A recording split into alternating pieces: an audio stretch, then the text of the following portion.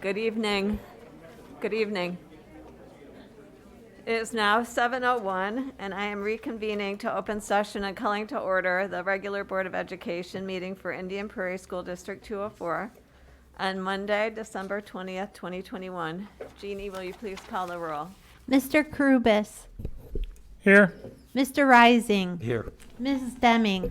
Present. Ms. Grover. Present.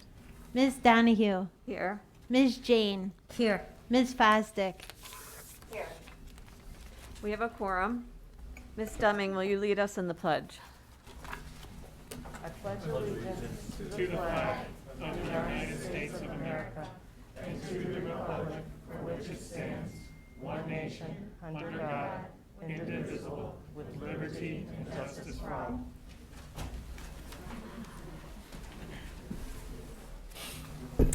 Our next board meeting will be held on Monday, January 10th, 2022. So, let's see. Okay, we have one board salute, Ms. Deming. Metea Valley student places 5th nationally in the German Olympics. The board salutes Metea Valley sophomore Nikita Karana, who recently earned a spot as a U.S. finalist in the international competition of the German Olympics. The Olympics of German program tests the listening, reading, writing, and speaking skills of German language learners from around the world. Nikita outperformed almost 400 students in the 1 to 3 year category. As a U.S. finalist, Nikita met with 7 other finalists in Chicago, where they competed in linguistic events over 2 days. Nikita placed 5th nationally. Congratulations, Nikita, on this outstanding achievement.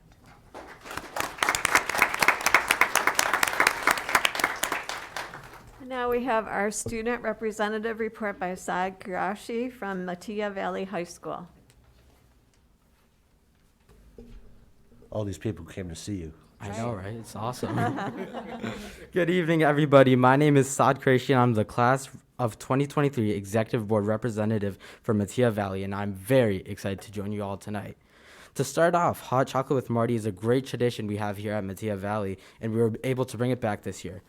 Hot chocolate with Marty starts off Fridays in December mornings with spectacular holiday music performed by our talented musicians, a nice cup of hot chocolate, and of course, Marty the Mustang.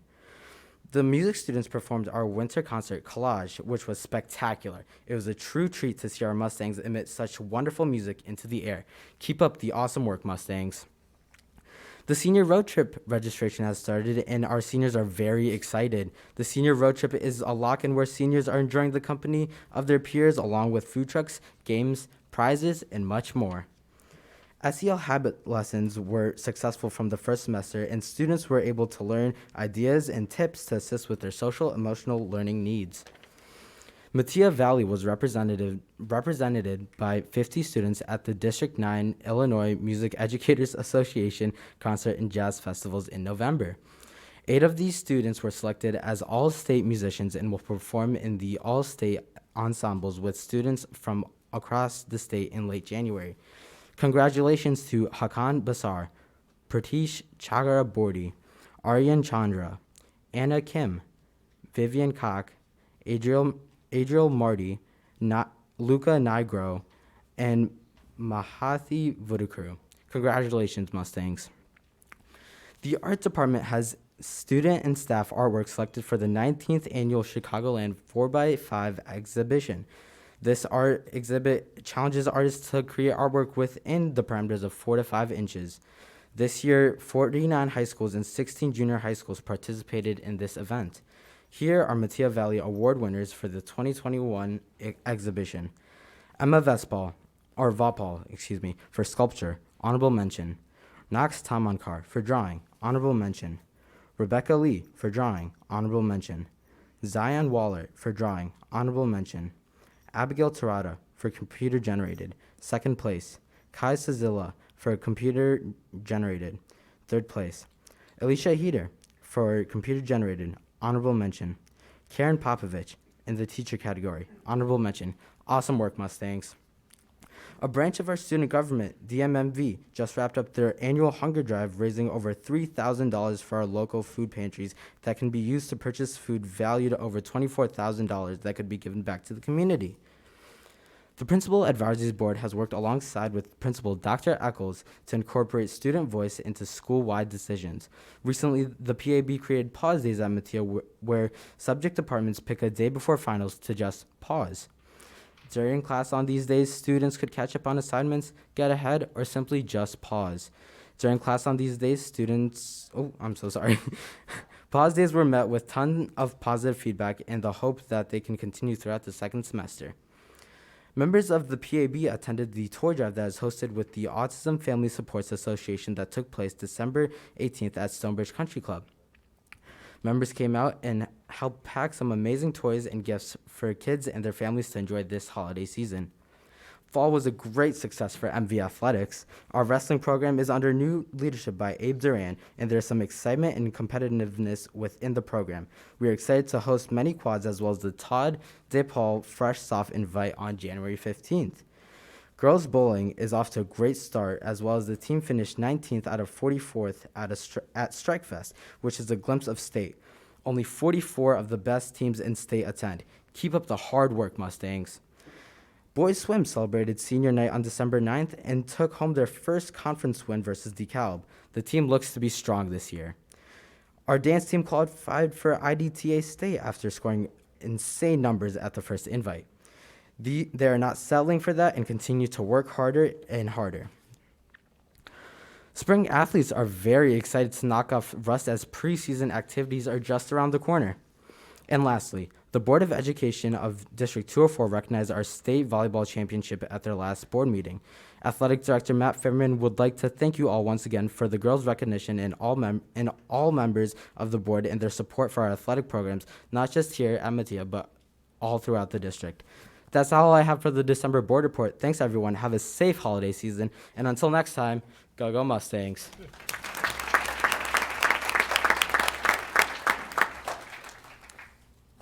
We will now be presenting the Life Changer of the Year Nominee Award to Linda Herwaldt in recognition of exemplifying excellence, positive influence, and leadership. Linda, will you please come forward to receive your award? Much deserved. Thank you.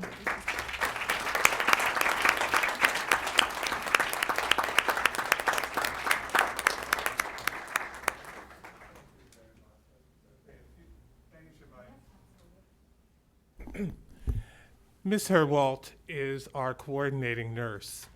Without her work and the work of all of our nurses, we would not be open. I'm saying that very seriously. She works to ensure that our children are safe. It has been a tremendous amount of work that she has done with our nurses to make sure our children are safe, to do our Test to Stay program. It is a constant job. She's doing this on the weekends, late at night. I have a feeling when she leaves here, she's going back to doing some more work. And unfortunately, she is. But I know how much she's dedicated to the work that we have to do to educate our children and keeping our staff and children safe. And I just thank her for that job. Thank you, Ms. Harriet.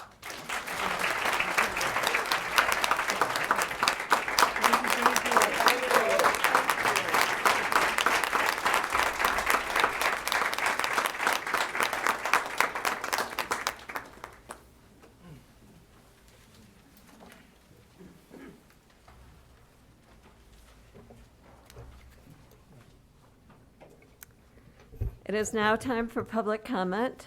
60 minutes is allowed for public comment, and each person is limited to 3 minutes. When addressing the board, we ask that you respect the confidentiality and safety of our students and school district personnel. Oops. We also ask that those addressing the board be cognizant that this is an open meeting and is available to all age groups. And as such, ask that you consider who the audience members are this evening and keep your comments age appropriate. Public comment represents the voice and opinion of the speaker. There will be no feedback from the board members during the meeting, but follow-up will be provided by an administrator as appropriate. We have 20 speakers tonight, so I'll call the name of the speaker, and I will call who is the next speaker. And again, I ask that you're limited to 3 minutes. We will interrupt you and ask you to step down after the 3 minutes is up. So our first speaker is Samagana Malapalli, followed by Sava Kopakar. Samoga Malapalli. Okay. Good evening, members of the board. My name is Thamogna Malampalli, and I'm an alumnus of Waubonsie Valley Class of 2021 and Scullin 2017. First and foremost, I'd like to thank the board for working diligently with the community members and addressing all their concerns. And with that being said, I'm here today to represent Ashwood Point, and I speak from my personal experience regarding the troubles that come from attending a split school. Middle school and high school are critical points in growth, and studies consistently show that student performance and mental health are positively correlated. As I recall, high school not only included rigorous academics, but also the addition of social pressure to fit in. I remember the sinking feeling of looking around the classroom to find a familiar face to pick my seat for the next semester. I watched as the people around me sat and formed groups with people that they've known for years. Studies from Harvard show that companionship and cooperation in adolescence are developmental necessities that provide lasting effects on self-esteem, social dynamics, and learning. High school is already a stressful time in adolescence, and the pandemic has not made it easier for anybody. Therefore, I believe that students should go into high school with previous friendships to perform and learn at their best. The second concern that I have is the distance Waubonsie is from Ashwood Point, and this makes participating in extracurricular activities very difficult. I joined before school activities, after school clubs, and sports. Although busing is provided earlier than the start of school to encourage participation in before school clubs, I can say from experience the buses arrive either after halfway or until the clubs conclude. This makes it very frustrating. This issue left my parents, leaving me no choice but to drive 25 minutes 3 out of the 5 days of the week. Although it is only a 35-minute bike ride, it should be taken into account that there is no sidewalk, and this route is pretty much impossible during the winter times due to black ice. After-school activities are not much better, and most of my school members are able to go back home, grab a snack, and come back. People from Ashwood Point are not given that liberty. By the time we go back and come back, it's time to start the activity. Students went home. On Wednesdays, students are required to leave the building and come back until the teachers' meetings conclude. So we had to stay in the parking lots. So that is why I want to emphasize that people should be able to go to schools closer to where they are. To reinstate my concerns, I feel that students in Ashwood Point should be able to go to Nequa alongside their childhood friends. With pre-established friendships, students' mental health Ms. Donahue, speaker's time has ended. Okay, Thank you very much. The next speaker is Sanvi Kopkar, followed by Shri Pedamaro. Can I start? Hello, everyone. Good evening, all, and thank you for giving me the opportunity to speak today and for everything you do for the 204 School District. My name is Sanvi Kopkar, and I'm currently studying as a 6th grader at Scullin Middle School. I live in the Ashwood Point community, and I'm here to talk about 2 things: fairness in the process of selection and social and emotional bonding in a pandemic. Number 1, fairness. A few months back, I was told that my community, Ashwood Point, would be aligned with Nequa Valley High School. I was very excited since that would mean I would be with all my current middle school friends from Scullin. We completed the surveys and everything was going fine until December 8th, 2021. I got to know that the school boundaries changed again and that only Ashwood Point would not go to Nequa Valley High School. I understand that this was a last-minute change and we were not even informed about this or given an opportunity to provide feedback. This change was made after the surveys were completed. I was very sad and disappointed to hear this, as all my friends from Tamarack, Ashwood Park, etc. are going to Neuqua. Only Ashwood Point is casted out from the Scullin feeder. In addition, Ashwood Point is much closer to Neuqua High School. So I would really like to add that this process has to be fair. Number 2, social and emotional bonding. It's already been a difficult last 2 years with the pandemic to not have social and emotional bonding with friends. During the pandemic, the most we could do was to have in-person interactions with very few friends from our neighborhoods while following COVID protocols. The only opportunity to interact and make friends from other neighborhoods was either through Zoom classes or virtually. Going back to school has helped me expand my circle and make friends with kids from other cultures, communicate, share, and learn from their experiences. If we get separated from these friends, I'm going to have to start all over again when I go to high school. As you all know, the middle school to high school period is the most important time of preteen to teenager life. The bonds you make during middle and high school last for life. I humbly request you all to consider the emotional and bonding impact on students like me and the fairness of the process before you finalize the decision. Please consider maintaining the zoning of Ashwood Point community students going to Neuqua High School. Thank you.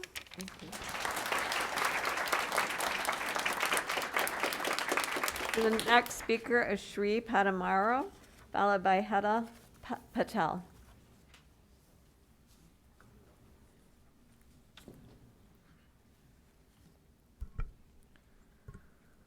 Good day, everyone. I appreciate everything you've done for the 204 School District. Thank you for giving me this opportunity to speak today. My name is Rikshita Pedamaru, and I am an 8th grade student at Scullin Middle School. I'm here today to speak on behalf of the Ashwood Point and Ashwood Heights subdivisions and to discuss the current proposed feeder system plans.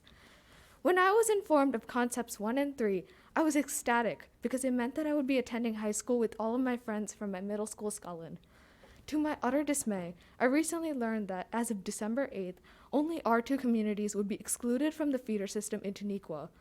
This meant I'd have to say goodbye to all my friends from the last few years, which would put me into the position of having to make new friends at a completely different school. With all of the chaos and stress of high school, separating us from the people we've met and even grown up with will only make things worse.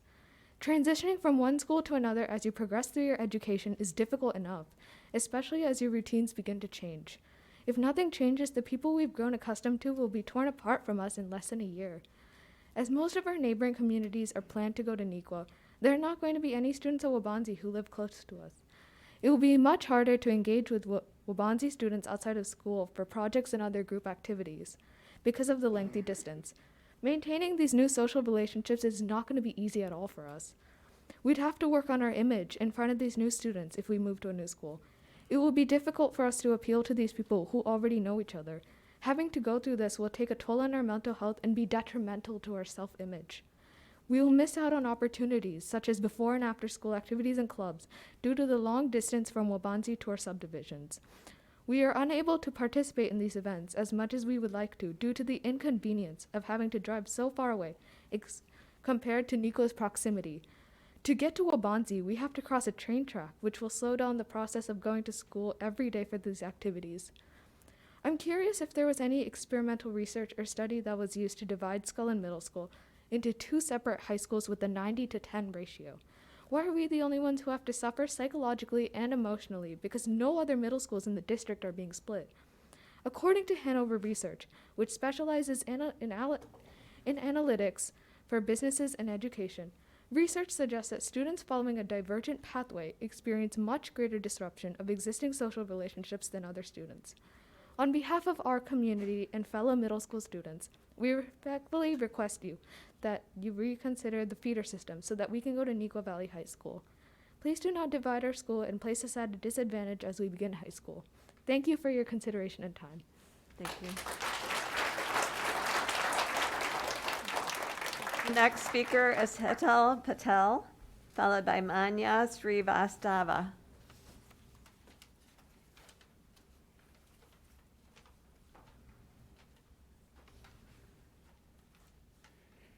All right. Good evening, Dr. Talley and the board. Thank you for having us this evening to have this voice. I know it's been pretty heated past couple of days, but it means a lot to us. Just kind of continuing on what Sri was talking about with, the isolation and things. So the drawing that's sitting on your desk. So I actually asked my daughter what she feels about, the scenario that's about to happen. And I thought she kind of visually depicted it right there with the sharks and, one shark kind of going the other direction. So one of the things I thought about is how this aligns with, if number one, education and, we talk about equity, then how, and children being the center of everything that's kind of guiding it, then it seems like some of the things that are happening, it's happening after the fact. Appreciate all the work that's being done as far as mental health and some of the counselors and things that you're implementing into the district. But what if we try to, we've already got scientific research that shows that, these things are not good for long-term outcomes for the kids. We have an opportunity to prevent a lot of these issues.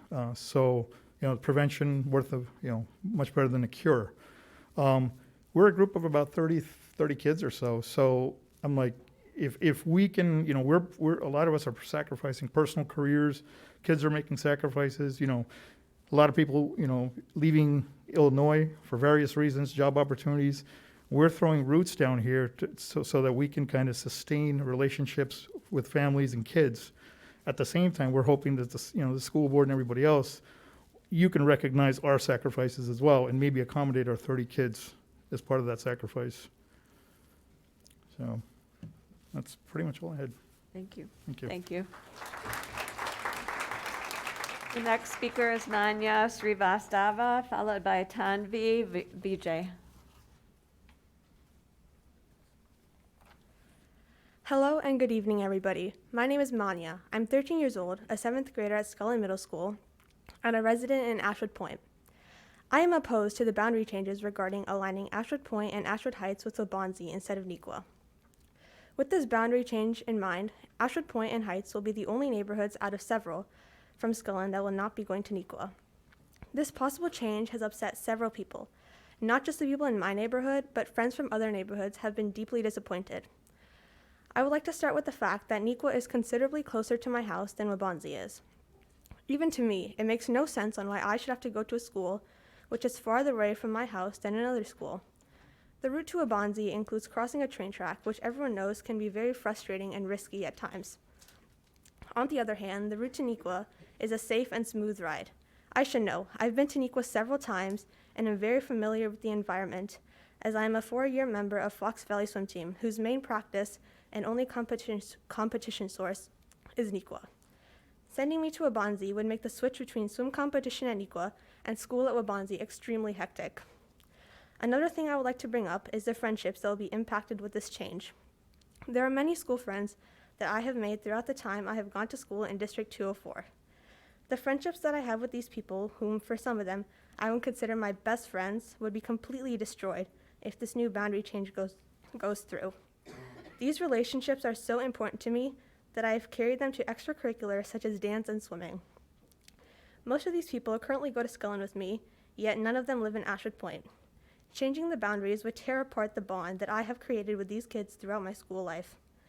These relationships are the most important thing in a growing teenager's life. If the new boundary change goes through, just think of the countless number of relationships that will be broken. Starting high school is hard enough, but without the people you trust most by your side, it'll be a living nightmare, especially considering the recent pandemic and the impact it has had on all of us. With my opinion in mind, I'm requesting for the board committee to rethink putting Ashwood Point to Neuqua. Thank you for allowing me to speak tonight. Thank you. Next up is Tanvi Vijay, followed by Satya Raju.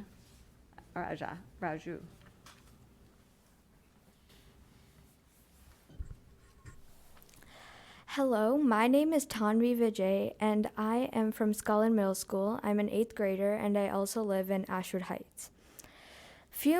Last year, I was supposed to go to Waubonsie Valley High School, and my friends were supposed to go to Neuqua Valley High School. A few months ago, it got changed that me and all my friends would go to Neuqua, and I was very excited that I could spend my high school years with them. So when it got changed back that I would go to Wabanzi and all my friends would go to Nequa, I got really disappointed because I had really high hopes for my high school years. I think it will be very hard for me to adjust at this big new school without even a few familiar faces. Also, it's going to be very hard for me and my family to adjust with Wabanzi too, because Nequa is closer to our home than Wabanzi is, and it will deeply benefit us for extracurricular activities and after-school activities for me to do them and coordinate. And I think that I will just I just won't go through that much stress if I would go to Nequa instead of Wabanzi. And I would deeply appreciate it if I could go back to Nequa with all my friends as mentioned in Concept 1. Thank you for listening. Thank you. The next speaker is Satya Damar Aju, followed by Ramakrishna Ivakirti.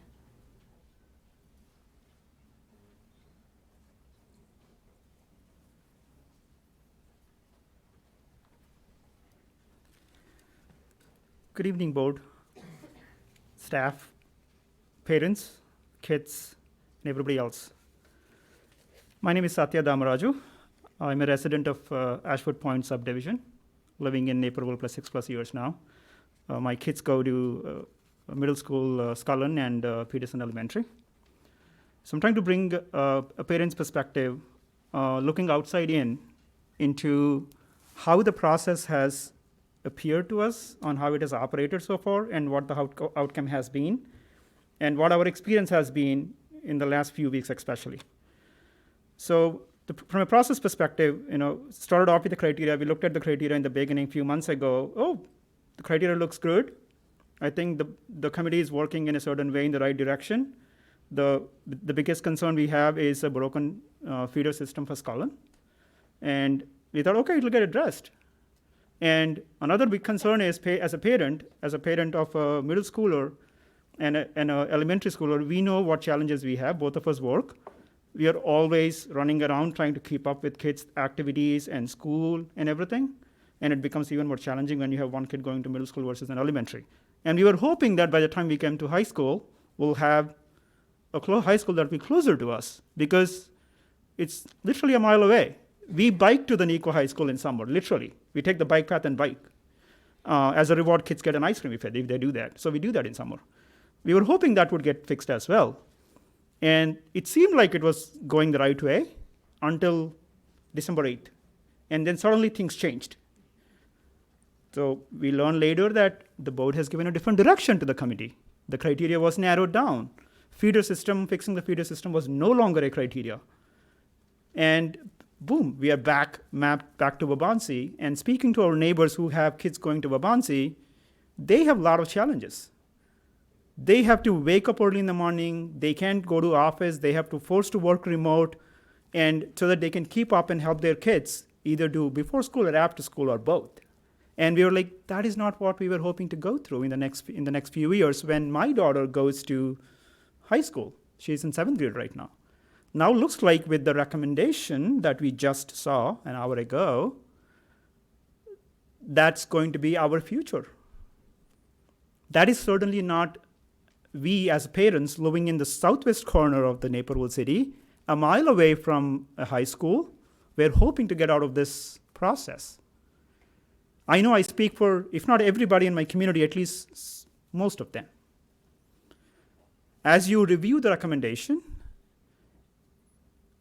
I'm requesting you very humbly, as a parent, there's 2 things we are worried about. Your kids' emotional well-being, that means they need to have familiar faces around. Ms. Donahue, speaker's Second time has ended. Is having a high school that is close by so that they can use their Your time time wisely. is up. Thank you. Mm-hmm. The next speaker is Ramakrishna Ivakirti, followed by Anil Kar.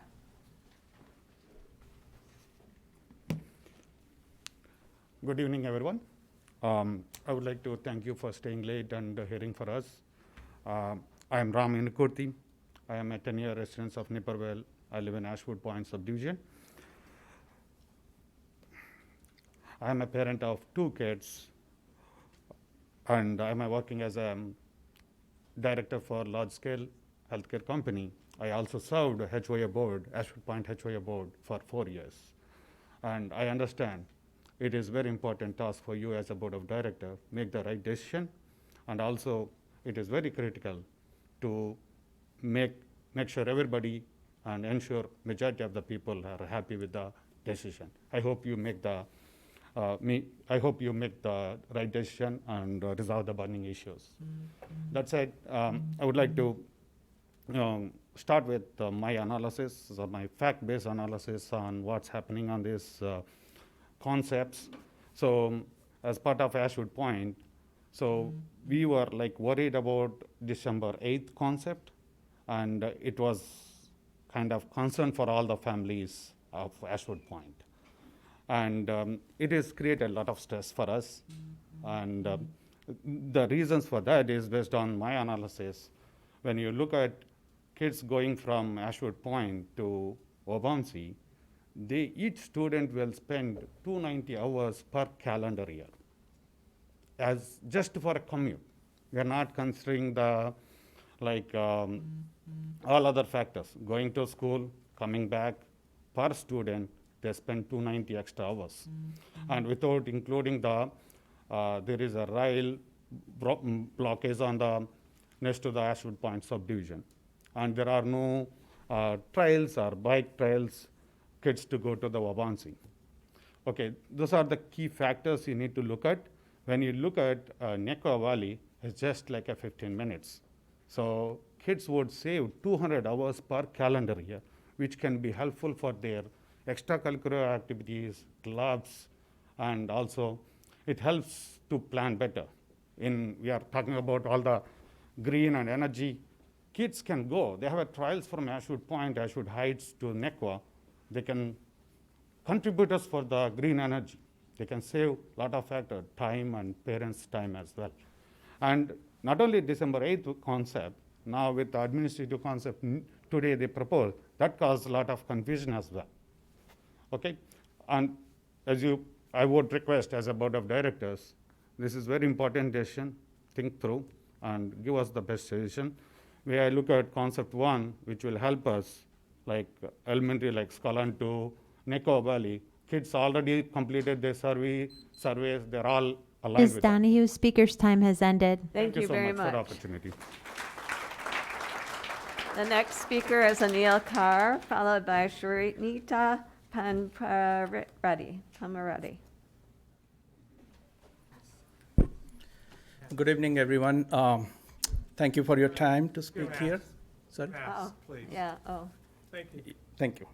So my name is Anil Kar. I'm a resident at Ashwood Point. 2 boys, one going to Waubonsee Valley as a freshman, and the second one is 5th grader in Peterson. I'd like to thank the board, the RSP and associates, the committee members for all the hard work that you guys have put in over the last 6 months or so. Extremely proud of the deliberations that you have done, the criteria, the guidelines that you have followed. Everything was done really well until December 8th. I think, when I look at the process, you took the right step of taking the public opinion. I think that was a little delayed. But what that did, you tried to make some exceptions, and that was done. We all know there was a little bit of protest and there was noise in the press about 2 things. One was one community wanted to get into their previous Nequa Valley feeder, and the second one about some school closings. When you're making exceptions, to make sure that what you are changing by dropping Ashwood Point and Ashwood Heights from the map should be seen from a perspective of what guidelines you had to have those for the last 6 months, and now dropping overnight because of the exception granted to a community because of the protest. That's number 1. So number 2, you are leaving this now to the board from now until January 28th, that, hey, take the public opinion of these guys, you decide what you feel the best tweak you need to have. And that the result that we see today, the administrative proposal, which has a different view altogether. Net, where you are in November to now in the new administrative proposal, you didn't solve a lot. Nequa is still the same capacity where you started. You have still 8 schools in a broken feeder system. We, Ashwood Point and Ashwood Heights, we are still in the broken feeder of Peterson to Skull and to Obanzi. You didn't solve much. And Nikwa Valley, the high school feeder problem solved solution was one of your primary jobs. I'm pointing at you because you, as a professional consultant company, to IPSC 204, you should have done a better job. And you failed it. Now, having said that, we do feel, you take this map, this is circulated a lot. The proposal that you had prior to December 8th, you included Welch, and you dropped us. If you just include in there, we're talking about 30 to 50 high school kids. The solution is solved, is right there. You don't have any issues from any community whatsoever. It's a simple solution to implement. I would strongly recommend the board to have a view into this and make sure that you are taking the right decision for everyone. Thank you very much for your time. The next speaker is Sharicha Ponapiri, followed by Archana Chinta Reddy. Hello, everyone. Thank you for having me. My name is Metea Prairie.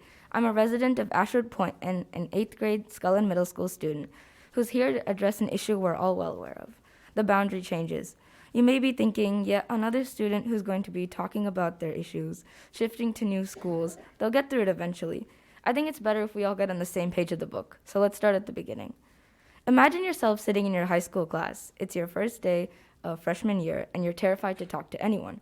Or you're bursting with excitement, walking to everyone you meet, shaking their hands vigorously. The one thing you don't know is how everyone will act, how they'll perceive you. What will they think of you? What are you going to do to make new friends? These questions will be roaming around in your minds aimlessly, not knowing which direction to go. These same questions will come into your heads when you leave the people you've known for years. Friends are a source of comfort, especially a constant in many adolescent lives. The added stress of school, blending in, finding your identity, self-perception, your purpose as to why you're here. These are the qualities of understanding. Friends are the ones who show abiding respect to you. Believing them, having to say goodbye, can affect anyone, and can especially hit you emotionally. According to Professor Diana Felmley from Penn State University, the school shift occurs between 8th and 9th grade, and the penalties, losing friends, becoming more isolated, and suffering a cost to grades, last through 12th grade. These changes of losing friends can affect students' grades. This makes it difficult for them to try to get back into their schedule. As you may know, grades are a large part of high school, so it's important to keep them in check. To add on, I think it's not only unjust but also unethical for communities nearby to be going to a different school than we are. It can be difficult for students who live next to each other, just a subdivision nearby, to go to a different school. What about bus schedules? Won't there be overlapping? Especially Concept 1. Tallgrass and all the other communities that went to Scullin Middle School will go to Nikwa, except Ashwood Point and the Ashwood Heights subdivision. Concept 3 points out that the Tallgrass community would join the rest of the communities to go to Nikwa Valley High School, but the Ashwood Point and Ashwood Heights subdivision is excluded again.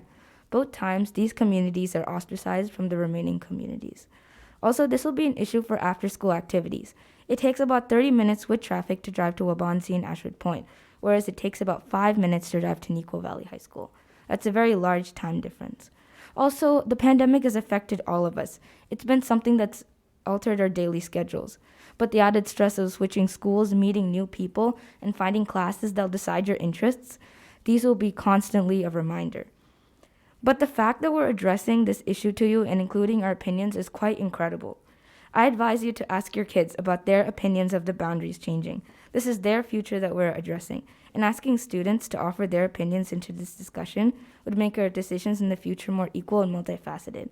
We're here to create a safe environment for students who are currently attending District 204. Thank Ms. you. Donahue, speaker's time has ended. Thank you. The next speaker is Archana Chinta Reddy, followed by Ravi Kumar. Good afternoon, and thank you for having us today. My name is Archana Chinta Reddy, and I'm here representing myself and my community of Ashwood Point and Ashwood Heights. As a mother and an involved community member, I'm here to present relevant and significant concerns regarding the new school district zones, specifically those that exclude Ashwood Point and Ashwood Heights from attending Nikwa Valley High School. I would like to begin by addressing the timeline of this decision. These new concepts were introduced on December 8th, which is very last minute for such a significant change. We do not appreciate the lack of notice as it puts us both parents and students in a very difficult position. My children are in 2nd and 6th grade. As we all know, childhood is monumental. It shapes who we are as individuals for the rest of our lives. Because of the new concepts, majority of my children's friends will move on to Nikwa as you have planned, while my children would be forced to attend Wabonzi. The decision to exclude our communities from attending Nikwa will impact them forever.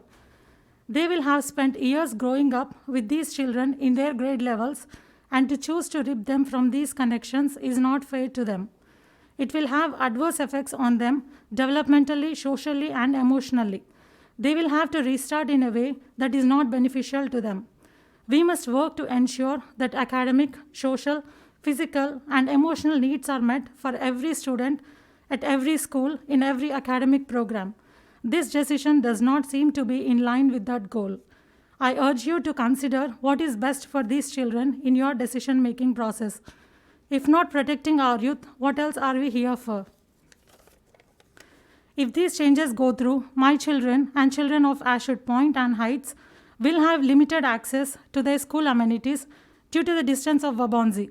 These children's opportunities would be severely limited due to their lack of access to the gym, library, transportation, and others. This undoubtedly will lead to other problems. We need to be pursuing the expansion of opportunities, not limiting them.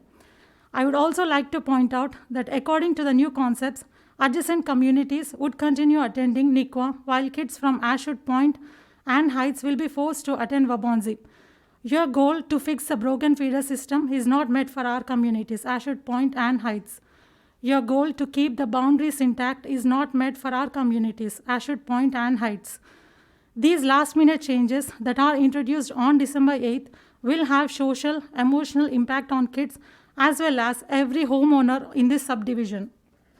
On behalf of our community and our children, we request that the board reconsider the last-minute changes and give our children the best opportunities available to them, opportunities they deserve. Thank you. Next speaker is Ravi Kumar, followed by Patrick Elder.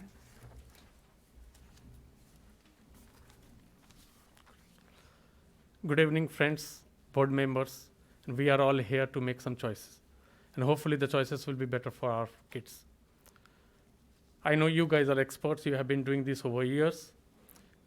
And you have been given some assignments and the guidelines to operate upon. The guidelines are like boundary need to be intact, broken feeder system needs to be taken care, better demography, and so on. You have prioritized and we have gone through this. Now see, you guys are an expert even after working 6 months, where are we? All the options on table, right? It has all these guidelines open still now. Neither the broken feeder systems getting addressed, nor the boundaries intact, and leave apart other stuff, right? Which are the top priorities. Now, so I know it's a tough decision, it's a tough call actually, and that's why we are doing a balancing act, and every meeting we come up with a new concepts, still after 6-7 months. So where are we and what are we gonna do? So what we feel that is strongly, right? One Skullen feeding to one Nikwa or one school, right? So that will solve a lot of problem. I'll come to this, how this gonna address many of this stuff. We have been hearing that after a pandemic, right, that is too much of stress, and we are still having this social and emotional pain that kids might have to go through, right, with all this going through right now. We all know middle school and high schools are the turning point of anybody's life, and putting more pressures to this might add too much, right? This is the need of the hour and the job of you guys to address this. So I would urge strongly that we should fix one Skullen to one Nikwa. Or so why this again, right? So I'll keep emphasizing this point. The purpose is that it will address many of these things. Even in your concept one, which was presented earlier, it shows that you had certain drawbacks, right? The drawback is like you are missing out on broken system, a broken feeder system. So now if you put Ashwood Point back into the Nikwa Valley, which is like less than a mile or so, so that will not only address the broken feeder system, but also the social emotional learning. I have been hearing many kids as well as parents are talking about the proximity. Proximity definitely one big concern, right? We are all living in some subdivision in order to address to some catering to some school, right? So I feel not only for the kids, even it will add pressure to the parents as well. After going through all this, right, you will have to manage your time, your kids' time, and what will happen when one kid is in middle school and another kid is in a high school. So yeah, and then safety issues you have been hearing, the railway tracks, going, cycling, biking, all those, right? So those things definitely needs to be taken care. Now coming to the boundary intact. So what is happening? You're trying to force fit the boundary intact concept that all these couple of thousand kids now forced to travel less than a mile rather than going less than a mile. Now everybody will travel to 5 miles because the guideline is boundary intact. Ms. So, Donahue, speaker's time has ended. Yeah, Thank so you my very goal much. is one Thank scholar, you. one Nikwa. Thank you. Patrick Elder is the next speaker, followed by Abalash Paramukushman. You guys ready? Hello, I'm Patrick Elder. I'm actually not from Ashwood. I'm from Brighton Ridge, and I'm here kind of to advocate on behalf of all of the community that can walk to Owen, and to advocate that we be at least considered for going to Nequa. 24 years ago, when Nequa High School was built, our neighborhood was supposed to go and attend Nequa, but it didn't happen because some parents were worried about their friends. And I'm sitting here with 2 daughters in the district, one who's about to go to high school, and she's not happy that I'm here advocating for this. But I think for our neighborhood, if you look at the island, it makes sense. So over the weekend, I was looking at the boundaries, and I'm looking at your criteria because you guys have your rules that you're trying to comply with, and I think it's a hard decision. I don't envy you. I appreciate, you guys this is a volunteer elected position. You guys are spending a lot of time and effort, and you're never going to make everybody happy. So, but when I look at the boundary criteria, I look at the contiguous attendance areas. Our neighborhood is the only one that is south of 75th and east of 59 that goes to Waubonsie. So that to me, when I saw the process, I was like, I think that would make sense. Demographic considerations. Our neighborhood of the people that walk to Owen, I think, is unique. We have multifamily. We have apartments, we have duplexes, we have single family, we have townhomes. So I think for adding diversity, if we went to Nequa, we would help on that front. Duration of the boundaries, demographically with the south getting less population and the north and the new development, I'm a little concerned for our neighborhood that 5 years from now, we're going to be having the same discussion. So 24 years ago, they didn't make the right decision. I want a permanent decision for our neighborhood because I think it makes a lot of sense to make this move. And if it doesn't happen now, I think it'll happen in the future, which just where the new construction is going to be. Feeder system consideration. People are talking about their friends. I personally believe in the resiliency of kids. I think when you go from 600 kids to 800 kids to 3,000, you're turning over and meeting new people all the time, especially when you jump from middle school. And you can look at that as a negative, but you can also look at that as a positive, that you can make new friends, and maybe you don't like some of the people at your old school, and now you still have them because you have your cell phones, but you can move on, Fiscal consideration, both operational and capital, we'd have less distance for busing, so I think that would be a positive. Neighborhood intact, we're advocating that everybody walks to Owen, goes to the same place, so we want to keep that. We think we satisfy that criteria. Building utilization, that's above my pay grade. You guys know how the numbers shift with our neighborhood. I do not, so I'm not going to make up something up here on that point. Ms. Donahue, Thank you. speaker's time has ended. Thank you. The next speaker is Abalash Parakushman, followed by Lynette Colaze. Good evening, everyone. Thanks for the opportunity for letting me speak here and put in my comments. I'm new to the community, the Ashwood community, and we've been here for 8 months. But with my experience, living in different communities in Buffalo Grove, Schaumburg, we lived in several other cities in my 25 years. In US, the problems that I've seen here, before I speak about the issues that I know everyone spoke about. Really appreciate the work the committee has put in, and the opportunities the board is giving for expressing our feelings. The first thing was, I was really surprised with how the December 8th plan came in. We were not expecting that, and it suddenly was like, one piece moving out and in. But, really appreciate the third plan that the board has brought up in. One of the experiences that I had when we moved in here, my son, he goes to Scullin.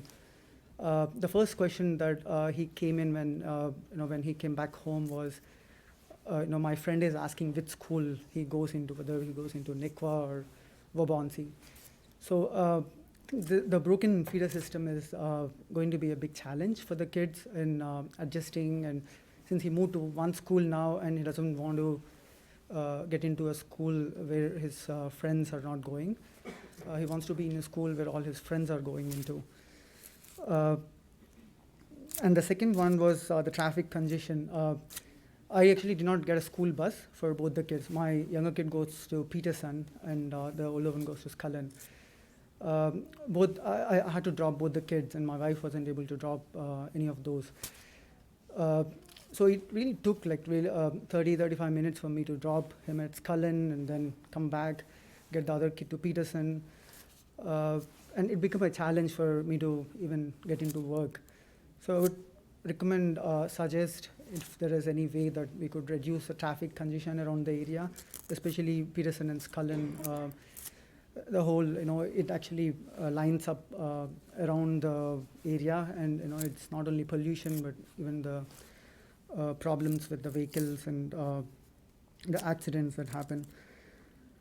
So the other thing was, I was trying to understand the utilization. I work as a senior manager for advanced analytics at Discover, and this was coming into my mind, with the utilization. When I put in my numbers and I tried using some of the models that we had, it did not seem to be right. There was more utilization of... Ms. Donahue, speaker's time has ended. Thank you very much.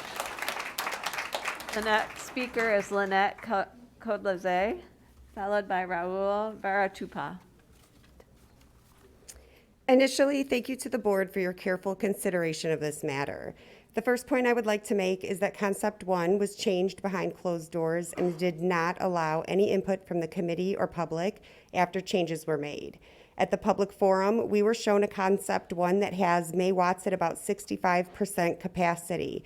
The next thing we heard, the committee and the board are being presented with a completely altered Concept 1 with May Watts at over 90% capacity, drastically altering the educational experience of the students. The committee and the public approved or had the ability to comment on Concept 1 on October 26th. From the elementary school perspective, this presented version of Concept 1 is so far from the publicly approved Concept 1, it should be called Concept 4. In the committee meeting, RSP did not tell you everything that will change at the elementary schools at 90 to 100% capacity in Concept 1. But the reality is, May Watts, Brooks, and young students will lose their art classrooms, music classrooms, gymnasium, and library, as they are all slated for over 90% capacity. RSP claims Concept 1 meets the board's #1 guiding principle to ensure an equitable experience for all students. This is not true. 3 buildings out of 21 with no library, art on a cart, or music and gym in the classroom is not an equitable experience when there are 8 buildings under 66% capacity and 14 buildings under 75% capacity in Concept 1.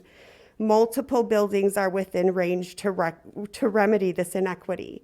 It also does not meet many of the board's other guiding principles. It does not ensure that enrollment at each school is within an efficient building capacity for educational programming in that school. It does not ensure boundary adjustments are anticipating possible changes in the future, as they have predicted that elementary school enrollment will rise 7% over the next 5 years, and our high-density housing population is predicted to rise 50%. It does not ensure logistics are considered. It is the job of RSP to consider logistics when planning and presenting concepts, and it's the job of the board members to consider the current and future state of drop-off and pickup at any building slated for over 90% capacity when you're deciding to approve or reject any concept.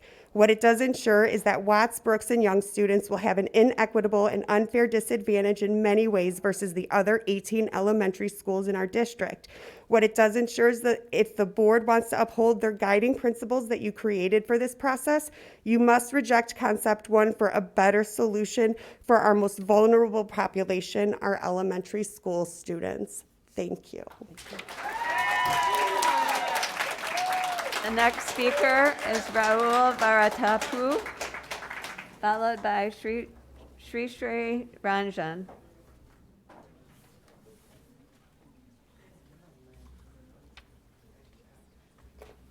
Hi, my name is Rahul Viratapu. I live in Ashford Point community as well. Thank you both for hearing us.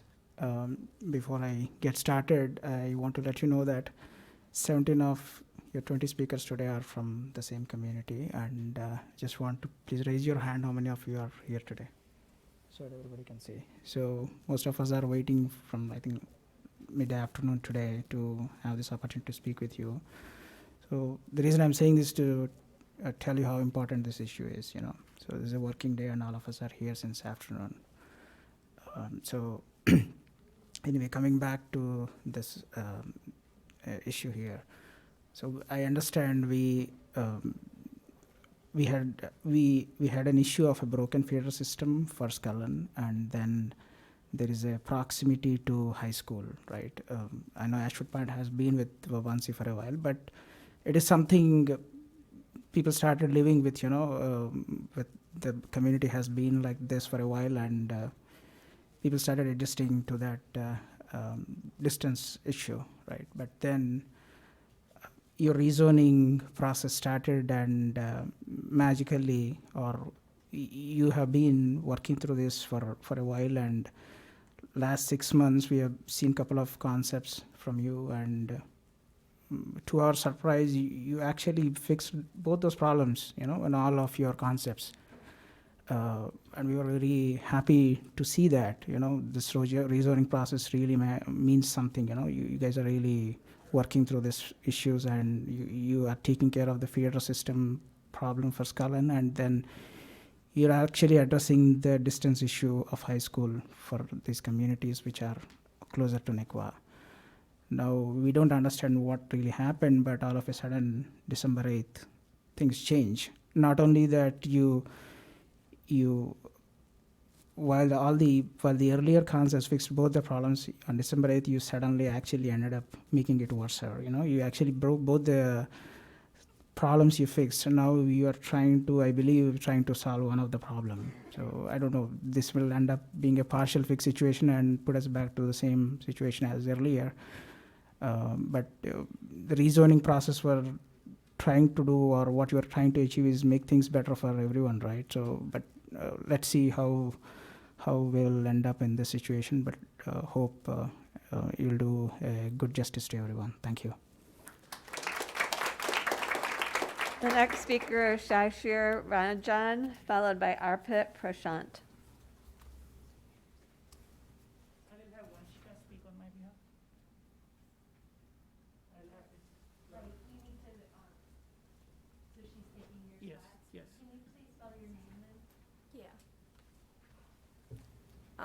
VANSHIKA,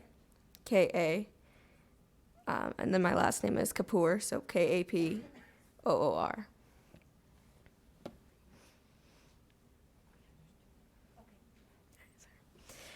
Good evening. Before I begin, I would like to mention that I have a lot to say in very little time, so please bear with me. My name is Vanshika Kapoor, and I am a current sophomore at Wabansi Valley High School and a recent graduate of Scullin Middle School. I had a friend, and I'm going to tell you a story, but I had a friend who was very close to me, especially in middle school. At a fine arts festival, she came up to me, and the topic of schools was mentioned, and I said that I was going to Waubonsee, to which she replied with, "Oh, I thought you were going to Nequa, like me. Harmless, right?" Well, since then, we have drifted, a little at first, which was fine, but now, when I see her in person, I think of her as a stranger to me. But it hurts. But I understood. It was fine, because why would you put effort into a friendship that wasn't going to last in high school? Why would you put effort into a friendship that, well, broke before it even started? Even when I was in middle school, the grouping of friendship circles had already begun. Scullin split pretty evenly, so people from Tallgrass and Ashwood Park stayed at school with me, which was fine. That made sense. I lost those friends, but I made new ones. In this new boundary change, I'm not going to have those friends. My younger siblings, our community, they're not going to have those friends. They won't have the comfort that other neighborhoods are going to the same school as them. More importantly, the transportation to Waubonsee is insane. It takes almost 20 minutes extra to wake up in the morning, and I'm more worried about making it to school on time, making my extracurricular activities on time, that I can't even focus on the day ahead. It got so much. The time that I spent in school, the lack of sleep, that I spent an entire lunch period just sobbing to my teacher because it was too much. I couldn't breathe. In a recent study I posted on social media, I asked people how they felt about this, and 79.9% answered that they did not like this change at all. They did not support this. People answered with, separating the children from their friends that they've grown up with is damaging as a community. And I don't like losing my friends. I finally found a friend group that I'm happy with. School is already very stressful for me, and losing my friends will make it even harder. Please don't separate us. Instead of giving these students a sense of belonging, we have single-handedly isolated them. In some cases, there aren't enough kids of similar grade levels living in one neighborhood, so younger students will be entering high school alone. I am not here today for myself. I'm here today for my community and my younger sibling who could be going through the same torture that I went through, breaking friendships. No kid should be worrying about how long their friendships will last and stressing about them being alone up ahead. I plead you to take the kids' mental and social health into consideration before isolating our neighborhoods in this new boundary change. Thank you.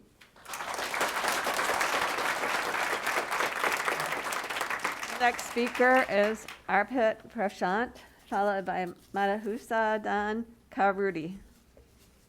All right, good evening, esteemed board members, friends. I didn't prepare any speech. I had few ideas in mind, but I'm so moved by whatever kids are talking. I'm from Ashwood Point A. And I didn't bring my daughter. I said, I didn't prepare her. She said she wants to go and talk to all of you guys. The fear which she has just by looking that she'll be separated by her friends. She goes swimming with them, she goes dance with them, she goes to school with them. That fear was very real. Brought me also out. I said, I'm going to talk about it. Knowingly, unknowingly, we are putting our kids through that emotional and mental stress. And if you guys have not realized this, play that video again. You will see the pain in the voice of kids. We should not do that. We should take in consideration the mental health, because I don't need to pull the studies out to show what damage mental and emotional stress causes at individual and at society level. We need to stop that. We need to fix it. You guys have the power. You can fix it. I know you can fix it. I looked at the concepts. It was there. We just need to put our brains together. We are there as a community to help, but we need to fix that. We need to take care of our kids. They are our future. I rest my case. I'm fairly confident you guys will do what we are asking for. Thank you. Next speaker is Madhusudan Karudi, followed by Justin Presterio.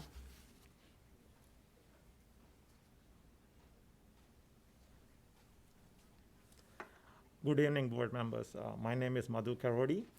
I moved into the Ashwood Point like 5 years back from Schaumburg.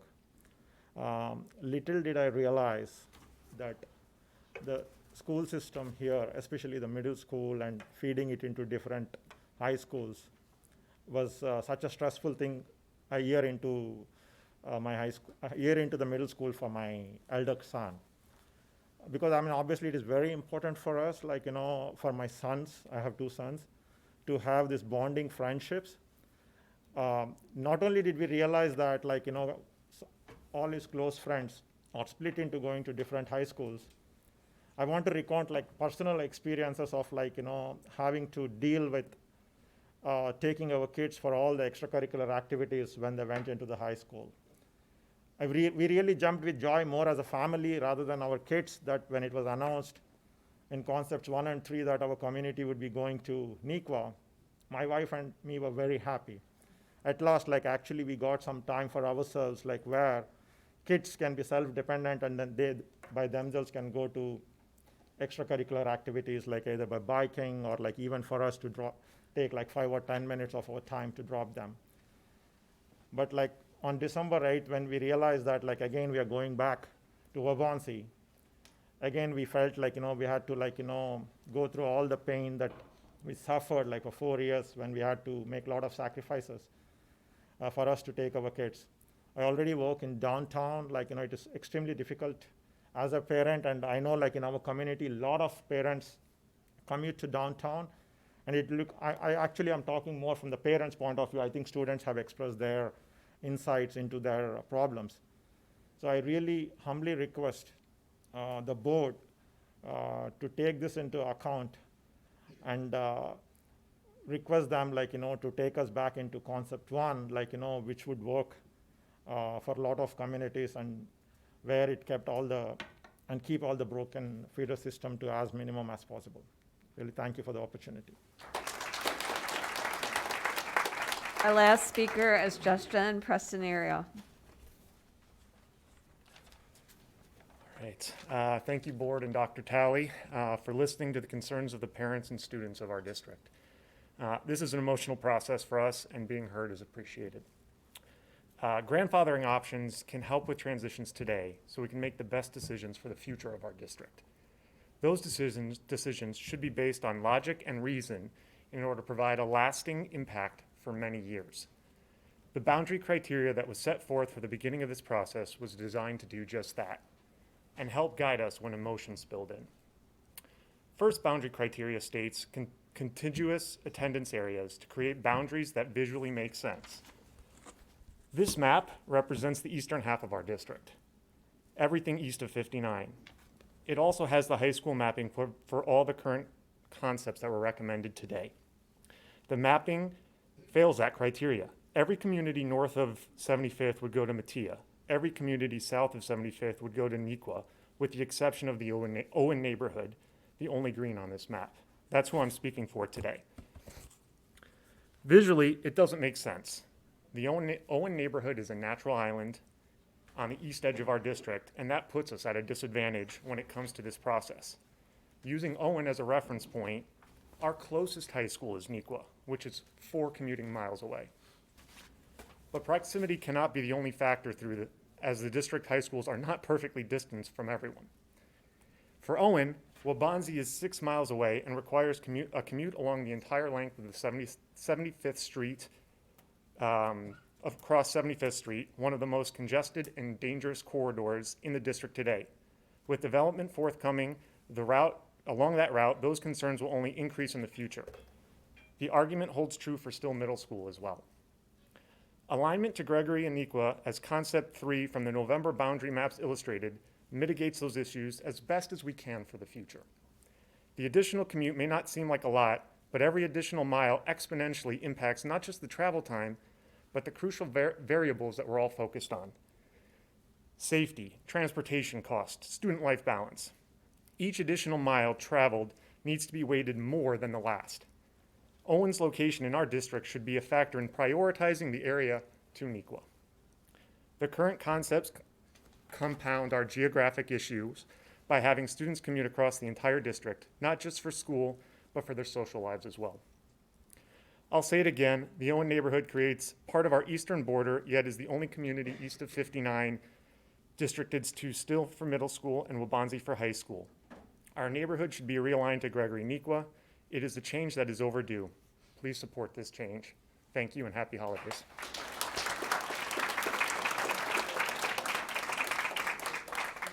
Thank you. We now move to our consent agenda and superintendent report. We will start with the superintendent report. Thank you, Ms. Donahue, members of the Board of Education, and the Indian Prairie community. Last Thursday night, we held a parent academy to share information that may help parents learn more about mental health issues in children and what resources are available through the district and the community. Thanks to Indian Prairie School District staff who helped organize the event, we were able to have therapists from OASIS Mental Health Services in Aurora share their expertise, as well as the founder of Referral GPS to share his great tool where parents can go to find community support. Additionally, we had Indian Prairie School District staff to include the Director of Guidance at Neuqua Valley and our district-wide SEL Wellness Coordinator to share school resources. I thank Ms. Dawn Faulkner and our district coordinator and Ms. Candy Michelli for organizing the whole event. You can find the recorded Zoom call on our website as well as other resources to support mental health awareness. At the January 10th Board of Ed meeting, we will share additional information about what we are doing as a district regarding social emotional learning. This update will be our first in a couple of years. I'm happy to say that we were successful in our first mental health first aid training for parents that took place this month. We have been able to train 13 high school parents.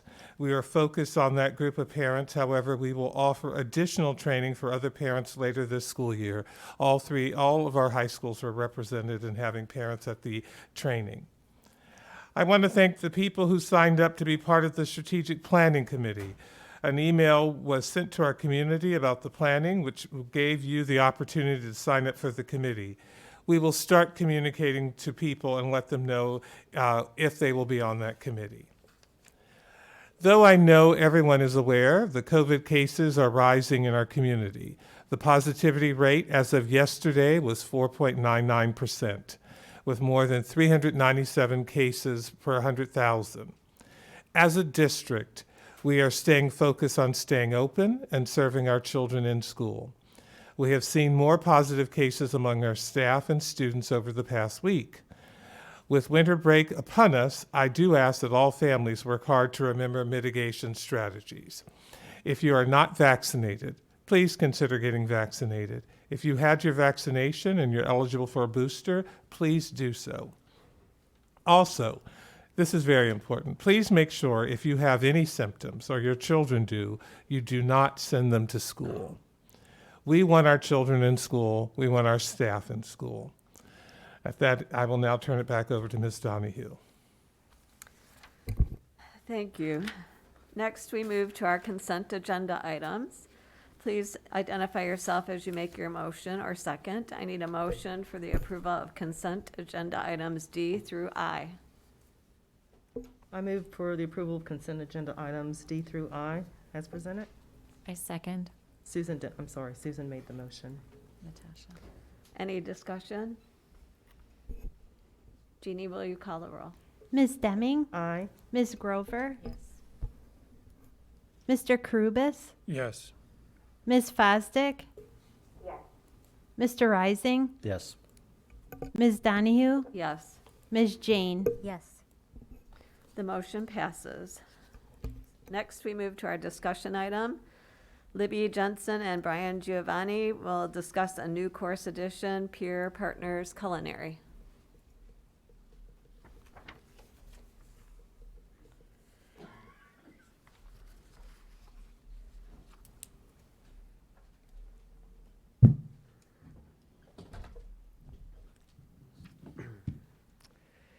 Good evening, Board of Education and Dr. Talley. Thank you for allowing me to speak tonight and propose a new high school course for the 22-23 school year.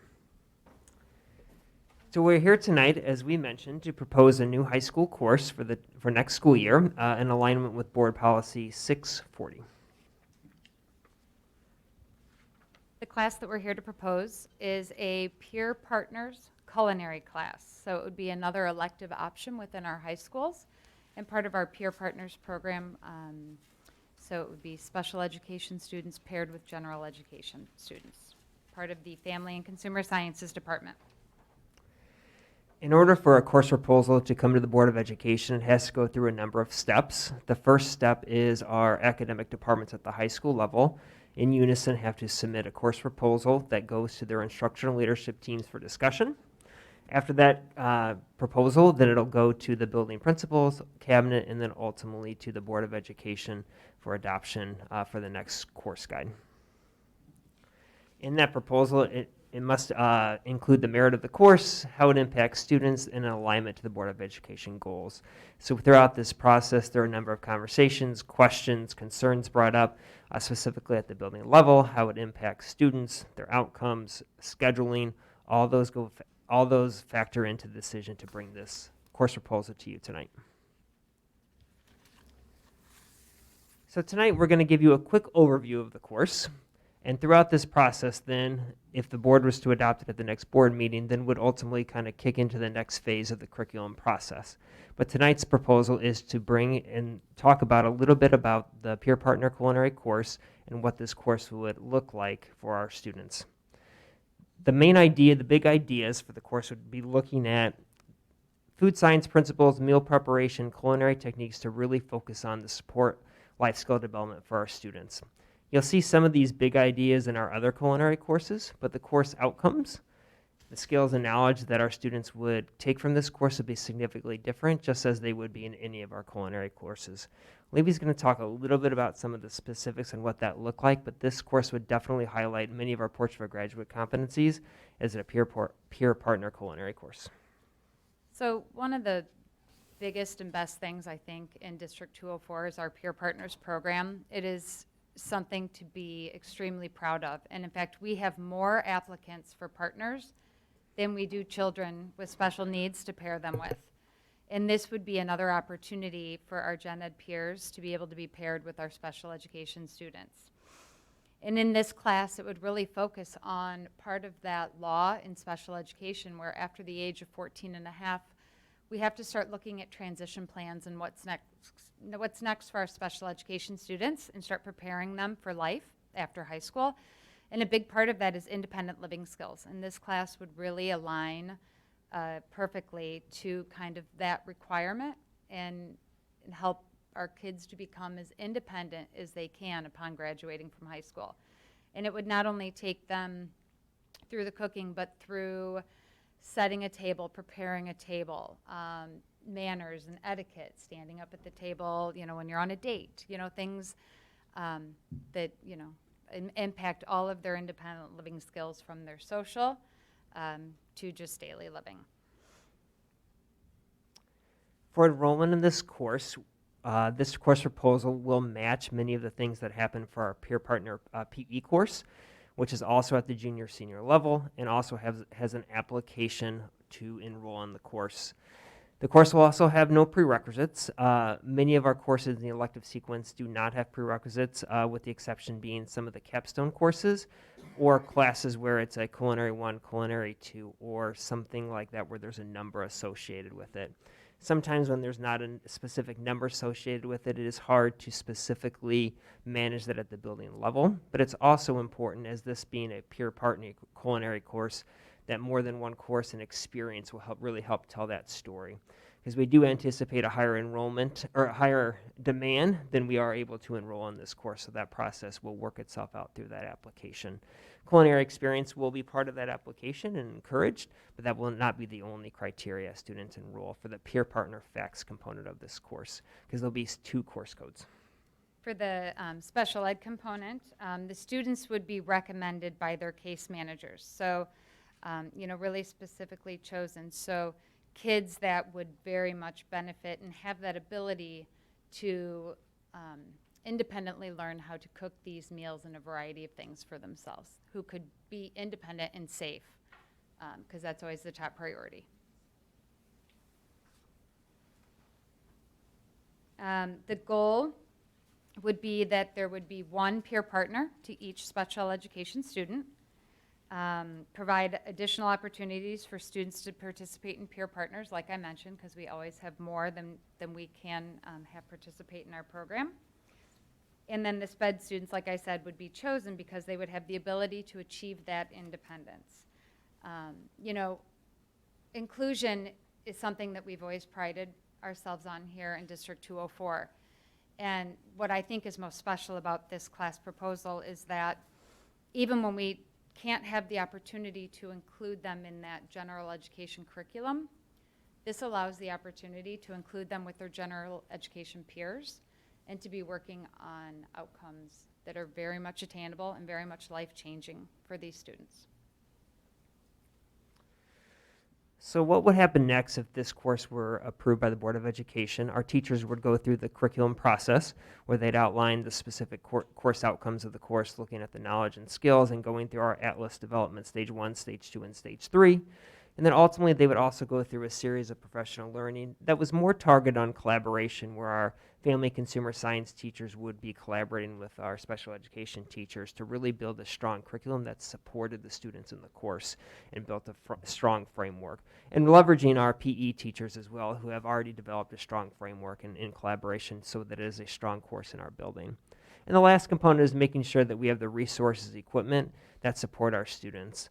The funding for this would come through mostly grants. It aligns from not only special education grants, but also directly aligns to some of our Perkins funding so that we can have some the resources that our students need to be successful in the course. So what we're asking for tonight is that request the course proposal be open for comment until the next Board of Education meeting. And we ask for a request to approval at that January 10th meeting. If approved, then our teachers will kind of go into that curriculum process as we mentioned and start looking for the instructional resources and tools that will be used for next school year. Again, thank you for your time tonight, and we'd be more than happy to answer any questions that you may have.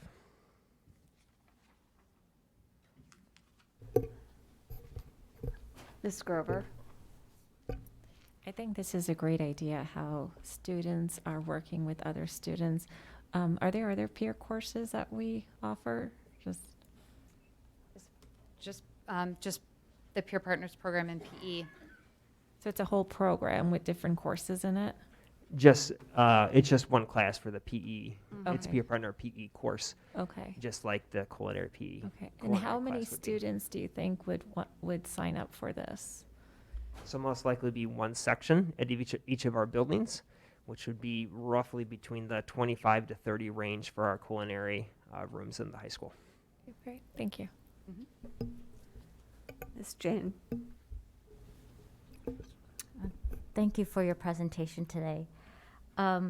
Do we have any existing culinary classes for our SPED students right now? Yes, so all of our culinary courses are accessible for our students that can, depending on their IEP, the courses that they enroll in are all available. There is no prerequisites for our culinary courses. If you enter Introduction to Culinary 1, you can then go into Culinary 2, and our case managers do a great job of supporting our students in their course selection. I think the difference is that right now they're really working with adult aides, and the teachers are modifying and kind of changing that curriculum, which is meaningful, but you know, I think that the goal would be, there's a lot of people who can't bake a pie from scratch, including me, and you don't really need to bake a pie from scratch, maybe like you do in culinary, but you could learn how to purchase the crust and make the filling from a box and have a great pie. And so it does change and modify the curriculum, and instead of working with that adult aide, you have the support of their peers.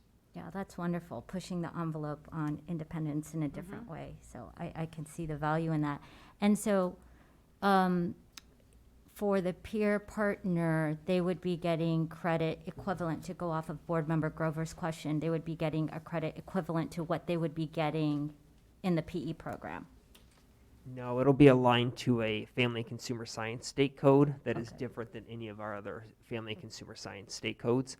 It falls into the orientation state codes for CTE. Okay. Thank you. Ms. Fosdick.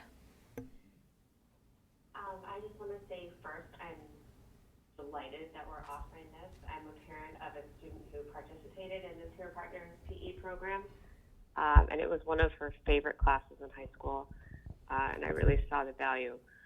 that for her and for the students she was able to interact with. Is this a semester or a year-long course? This will be a semester course. Semester course, okay. And are peer partners eligible to repeat the course as well? Or are we hoping to offer that opportunity to more students by not allowing them to repeat? No, they will not be able, the peer partner will not be able to repeat this course. This will be a one-time course opportunity for them that they can then continue on the culinary sequence or continue on in other courses as their schedule allows. Okay. My final question is, will students who participate as a peer partner for PE be allowed to also apply for this program? Or are peer partner programs exclusive that way? So I know that our buildings will work very well together. I was having a conversation with Neuqua Valley about that process because they do have a large number of students who are interested in the peer partner program. And given that there is a large demand, I know that they will try and work to provide that opportunities for as many students as possible at the high school level. Okay, thank you so much. Mr. Rising. So Allison took most of my questions. Sorry, I also have the pleasure of having a daughter who is actually a peer partner leader for her class at Metea. And, thank you for answering Allison's questions. You had mentioned 25 to 30 students, and it was only a semester course. Does that mean 25 or 30 students with IEPs, or cut that in half because it's 1-to-1, correct? Okay, so we're talking about 10 to 12 students. 10 to 12 12 IEPs. to 13. Okay, all right. Yeah, and my guess is it's probably going to get pretty competitive because I even know with peer partners, they have to interview and apply and everything else. But I think it's wonderful for both our students with special needs and our general ed students. So thank you. Thank you for work. Ms. Deming? Thank you so much. This is just such a great opportunity, especially, well, for both peer partners and our special ed students. On the class that for the peer partners, is that, you said it'll be a family and consumer science credit, so does that fall under a required, or it'll be, that's an optional? It'll be an Elective. elective for the student in Okay. their course schedule. Okay, that's all I have. Just thank you so much for, I think it's wonderful creativity and a fantastic opportunity for students to work together. So, thank you. Mr. Karubas? As the son of a home ec teacher in the district, when they used to call it home ec, I think this program is incredible. I look forward to the board approving this program and a future report on the student impact and the success of the program, and new future peer programs that we can bring as we learn through this process. So thank you. Thank you. So I think it is wonderful to hear that there's so much more demand for these programs than there are opportunities. So I agree with the comments that were made that we need to continue to look for more opportunities. I was fortunate to do dog therapy last week at Neuqua and saw some of the interactions between the peer partners and the students, and it was just amazing and wonderful. And I like the fact that this helps them with their life skills for their future. So thank you very much for your proposal. Thank you for your time tonight. Thank you.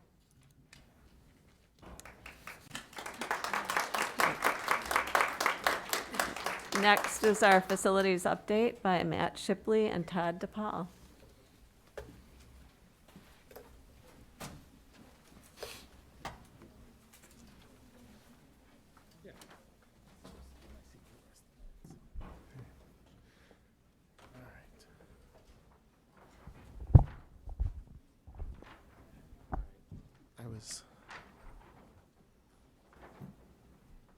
All right, good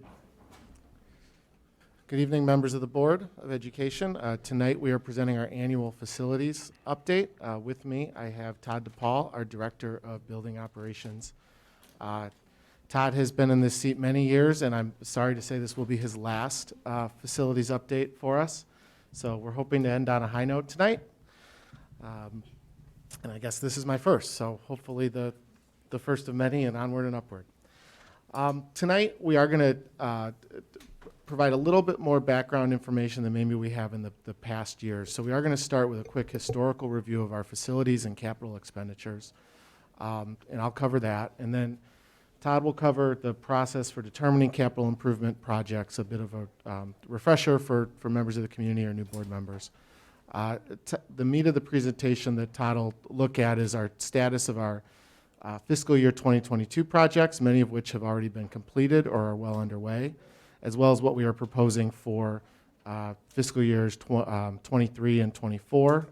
Really, we think of construction during the summer construction period, starting in June, as sort of the main time when we're doing a lot of those projects. Todd will identify some challenges we have as we look through our ability to schedule and complete projects timely. Some of those have always been in place, and some of them are current challenges just based on our current operating environment. And then finally, I will come back and round out the presentation by talking through some next steps and identifying what we see as sort of long-term planning for our facilities program and our capital improvement program. As I mentioned, I just want to start with a historical review and sort of how we got to where we are in December of 2021 with the state of our facilities. I'll start by pointing out that in Illinois, districts do not have a dedicated operating source of revenues to support capital needs. Districts rely heavily on bond funds and referendums to both construct new schools and do ongoing capital improvement projects that are necessary once those buildings are put into circulation. For our district, we are a relatively young district, 49 years old, or 49 years young. And when you look at the first graph here, you can see the rapid increase in number of buildings we saw from 1980 to 2000, ultimately reaching the number of buildings we're at today in 2010. During this time, the district was passing, mostly successful. We had one or two referendums failed that needed to be reconfigured, but we passed several referendums which allowed us to fund this new construction and fund our buildings. Along the way, it also provided the funding for capital improvement projects as those became needed on some of those older buildings. So this is sort of a double benefit for the district in that there was lower capital spending during that time because a lot of buildings were brand new, and the funding source was these bond funds or non-operating funds. And this is really how we funded capital up through 2009 or 2010 when we opened Metea Valley High School. At that time, the focus on how to fund capital long-term really would have shifted to trying to fund these with sustainable operating fund sources. That gets back to the first point. This is a challenge for any Illinois school district. The timing really was not in our favor as well. As you'll remember, 2009 and 2010 was really at the height of the Great Recession. The second slide down here does show what the annual capital project budget was for those years. And again, you'll see it's relatively minimal to what we've spent in future years, again, because a lot of these buildings were newer. And again, I'll just reiterate, these expenditures were generally funded with bond funds. So that does bring us to 2009 or 2010. And at that time, we did have significant budget reductions due to the Great Recession.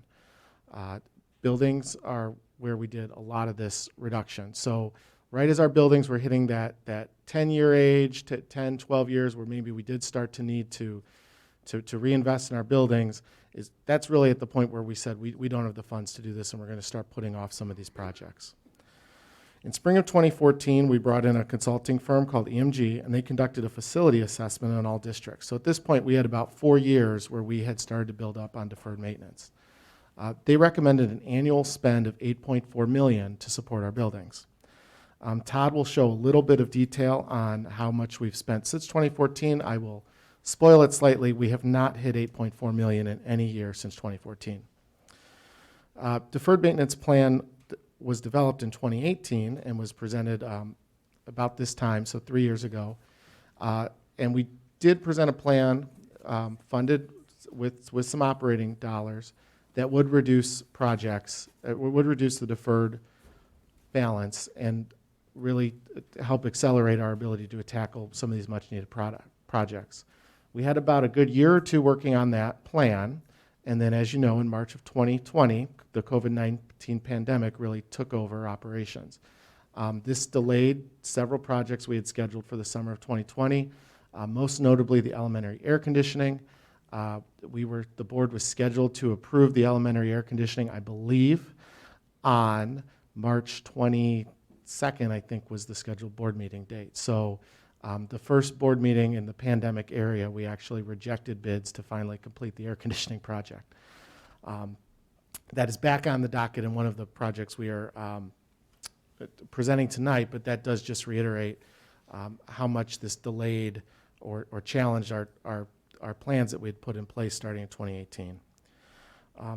However, we did make funding transfers these last 2 years, pretty significant funding transfers into our capital projects budget. So we recognized we were not able to maybe complete the number of projects we wanted, but we still made the funding available for future years. And so we now have approximately $43 million in capital funds available to fund projects starting with this fiscal year. I will point out finally that we've provided the board updated estimates on that $8.4 million, the amount that would really be needed annually to support our buildings. These are estimates, but we think we're up to about $11.4 million. So by not hitting that spending level over the past several years, we've increased the number by about $3 million.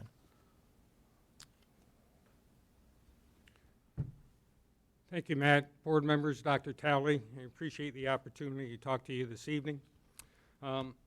Obviously, even though we would like to catch up on all of our deferred maintenance, we can't do it all at one time, as there are not enough funds, construction workers, or district supervision available to monitor the projects. Therefore, we created this hierarchy on how we choose projects to be included. We first address any unsafe building or site-related issues, for examples, heaving concrete, potholes, floor tile repairs, or anything that creates an unsafe situation for students or staff. These are often Band-Aid repairs until larger scale repairs can be made. Then we go to the curriculum needs. Past examples include the modifications needed for relocating the alternative high school from Indian Plains to Wheatland, and most recently the office modifications made for steps over at the Briquette building. Then we move to repairs or other needs, focusing first on building envelope, or roofs, masonry, windows and doors, HVAC systems and security needs, and then all other repairs or replacements. We have to tackle our building code changes as identified in our 10-year life safety surveys. And then last but not least are our aesthetic items. Examples would be large-scale building flooring replacements or painting. We do smaller scale flooring and painting projects as they usually fit into one of the other categories listed above, and these are frequently completed by our custodial and maintenance staff. Okay, as previously mentioned, in the spring of 2014, EMG completed a district-wide building assessment at our 35 buildings. They recommended an average spend of $8.4 million per year to maintain our buildings. It's important to note that this amount did not include costs for the elementary school air conditioning projects or any security related projects. Okay, this slide depicts our actual expenses by category for fiscal years 2015 through 2021. Quickly, the elementary AC includes costs for the 5 completed phases, where all large elementary classrooms, art and music rooms, and room 107, or a room traditionally by the office, is air conditioned in the 19 buildings, elementary buildings that were originally built without air conditioning. Okay, major security projects include installing intercom camera systems at each school's main door, thumb turns on the interior of classroom doors, high school security camera system upgrades, and wiring for the intercom upgrade project, along with any other security-related repairs or modifications. All other projects include expenses for any building modifications, concrete, asphalt improvements, new equipment, plumbing, electrical, HVAC, and all building repairs and equipment replacements. These are a total of all the expenses that were previously identified in our hierarchy from the previous slide. Okay, and the COVID expenses are directly related to building modifications that needed to be made to deal with the COVID pandemic. As previously mentioned, EMG recommended spending an average of $8.4 million per year, and it did not include costs for elementary air conditioning, security projects, or COVID. So therefore, if you subtract the amount of our expenses from our all other category from EMG's recommendation, it leaves you with a difference of expenses that were not made but deferred to future years in the table that's shown on the bottom of page 6.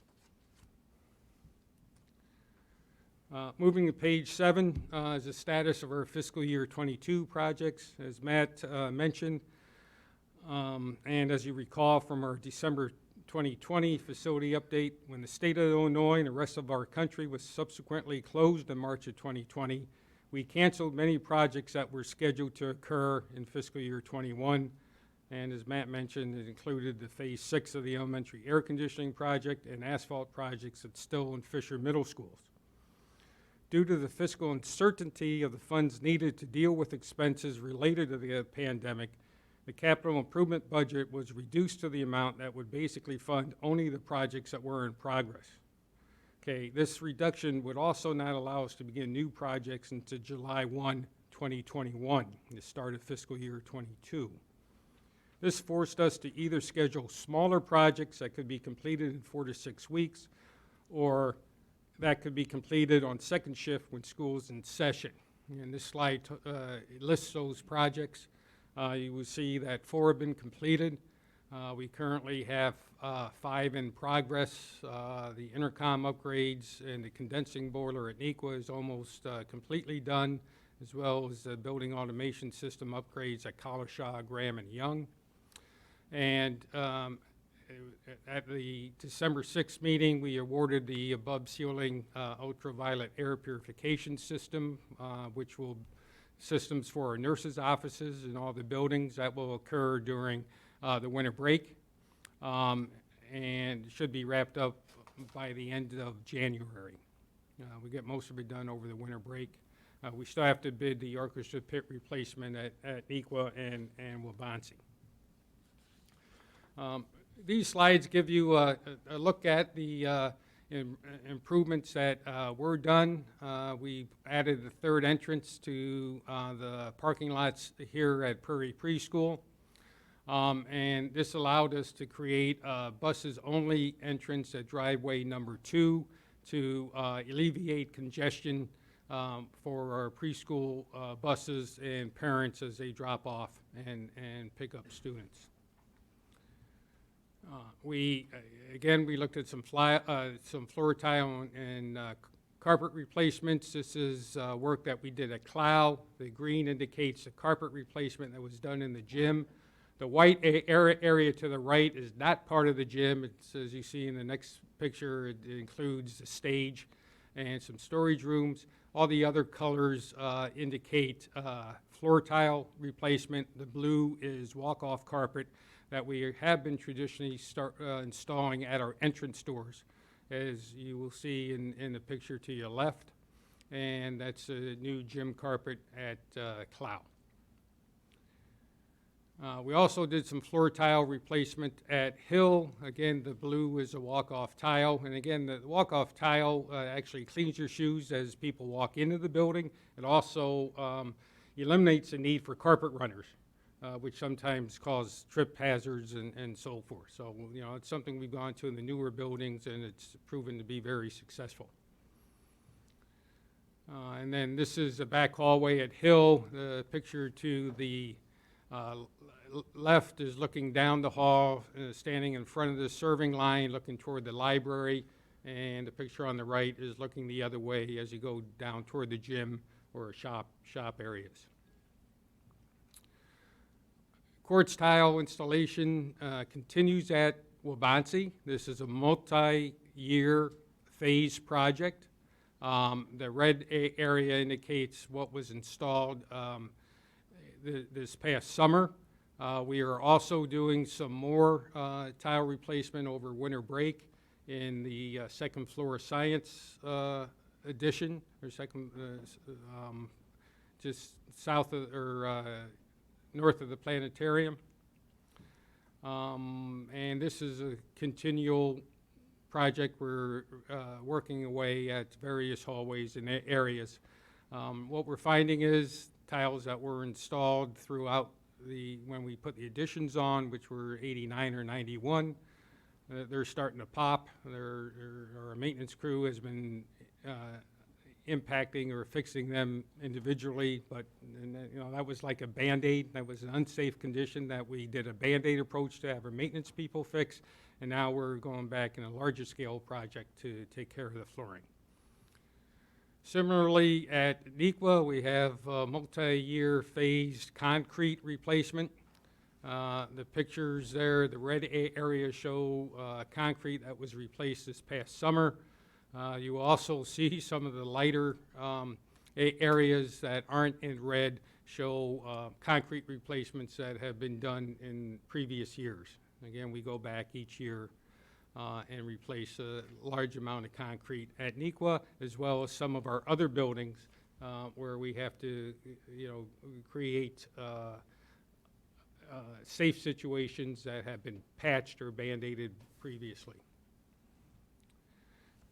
Okay, this slide lists our proposed projects for fiscal years 22 and 24 because June is part of fiscal year 22. As you would note, these projects are more numerous than in past years, and two are especially intense that will require more district supervision by our building operations staff.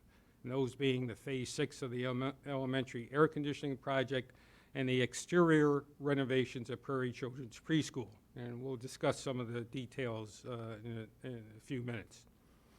As you are aware, the school year only allows large projects to be completed during the June-August timeframe, as indicated in the red print on this chart. And the short summer construction season is really down to just 10 weeks, which causes larger projects to either start before school is out or finish after the new school year has started. As you see, we are proposing to start the masonry remediation at Granger the week of spring break, and the exterior renovations at Prairie Preschool the end of March, or April, I'm sorry, the end of April, in order to get them done by the August 13th date, which is when our staff returns and Institute days start, and we have the early start of school. Okay, I would now like to go through this slide and quickly review each project by the hierarchy categories that we showed you previously on slide 5. Again, addressing unsafe issues is our concrete replacement. Again, this is district-wide, but predominantly at Nequa.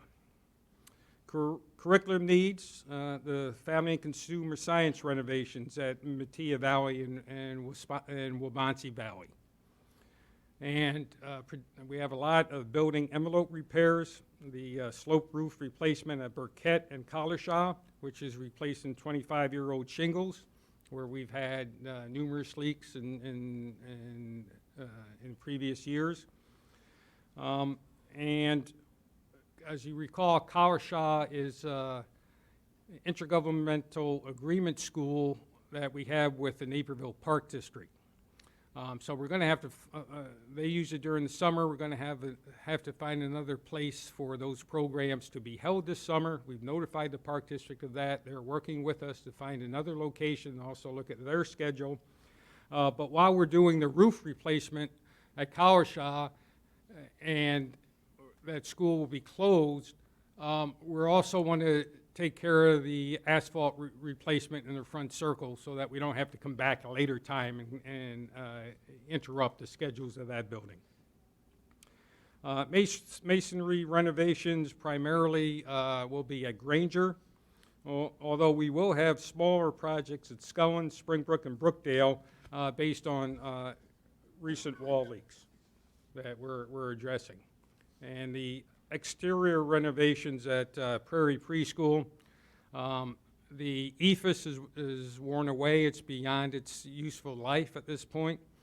We need to beef up that coating, in fact, reapply the coating, and also take care of our second floor window replacements where we have had numerous leaks, including in Dr. Talley's office and a few others that we need to take care of. Again, we're going to have to move the summer school out of Prairie Preschool. So we are going to also tackle some more asphalt replacement so that we don't have to disrupt the program another year during another summer. So we're looking to do 2 projects here. Other needs are replacements. Tennis courts at Metea Valley, Nequa Valley have cracks in them. The net posts are pushing up, as well as the exterior fencing. Again, that's something that needs to be taken care of in this usual time period is where you see those things. These were deferred from fiscal year 21. These were one of the projects that, because of the pandemic, we did cancel. Track resurfacing at Wabansie. The asphalt replacement, selected parking lots at Still and Fisher. Again, that was a project that was deferred from fiscal year 21. We're also looking to tackle playground replacements. Again, our playgrounds are old, but they are safe. When we have issues with the playgrounds that are unsafe, we take care of those right away with our ground staff. We replace parts or update them as needed. And as you recall, previously, Dr. Talley shared with the board that the district is in the process of receiving a grant to upgrade 10 playgrounds. In addition to that, we will also be developing a timeline for upgrading all playgrounds, not only those 10 that will be included in the grant. Aesthetic projects, again, small scale, will continue as needed. Again, predominantly, we do that with our custodial and maintenance staff as far as painting or other floor tile replacements and so forth. And then the board prioritized projects, phase 6 of the elementary air conditioning. This is the last phase for this project, and we'll provide air conditioning to the LMC area in those first floor hallways. We will have to install some doors to contain the air-conditioned air in the LMC space. We'll be bringing you that part of that bid in late February or early March as part of that. Focusing on phase 6 of the elementary school air conditioning project. Very intense work this summer. We have to install structural supports in all 19 buildings so it can support the rooftops, the new rooftop unit that will be added. Rooftop units will be placed at all 19 schools, which will allow us to work during the school year in 12 of those. We will also complete installations at 2 schools by August 13th. This is a very aggressive project that requires intense coordination as we're in all 19 buildings. From mid-August through the start of June of 23, we will be going to 12 elementary schools, 2 at a time, closing down the LMC for 4 weeks and doing work within the LMC so we can get those schools ready for their new units. That work will occur on second shift. Again, we have to be, in order to protect the LMCs, as they go into a building, they have to put up barriers so the children can't get in the work areas. They're working on second shift in the LMC areas. Again, this was a schedule that we originally coordinated a couple years ago with Laura Johnston in order to get this project done and completed. And then starting in June of 23 through August of 23, we have 5 schools, which they could not shut down their LMC for a month at a time, that we will complete. So by the end of August 23, phase 6 should be completed. A lot of work and a lot of buildings, but it's doable, and the contractors are ready to begin. Looking at the Prairie Children's Preschool Project, again, this will start during the school year. We will be working in areas where we will minimize disruption to student classrooms. The boiler room, multi-purpose room area will be a location where we can work. During the school year, we'll work with Sally Osborne and her staff to come up with a schedule. And again, this is going to require coordination with school staff. When we get to replacing the windows on the second floor, we're going to be displacing CEC administrators, shutting down areas. One of the benefits of the pandemic is we know how to work from home. So, you know, we see that as an alternative to maybe having to relocate people in conference rooms and so forth. And the green area is the asphalt replacement, and we want to get it at the same time, so we don't have to come back and relocate the preschool for another summer when that gets repaired. The white area that is not shaded will be done at another time. But that is a smaller area where we feel that we can continue to have the building operate without disruption. Granger Masonry remediation, as you recall, we did a similar project at Still Middle School, and we did start when school was in session. Again, we're going to be starting and doing the blue highlighted areas.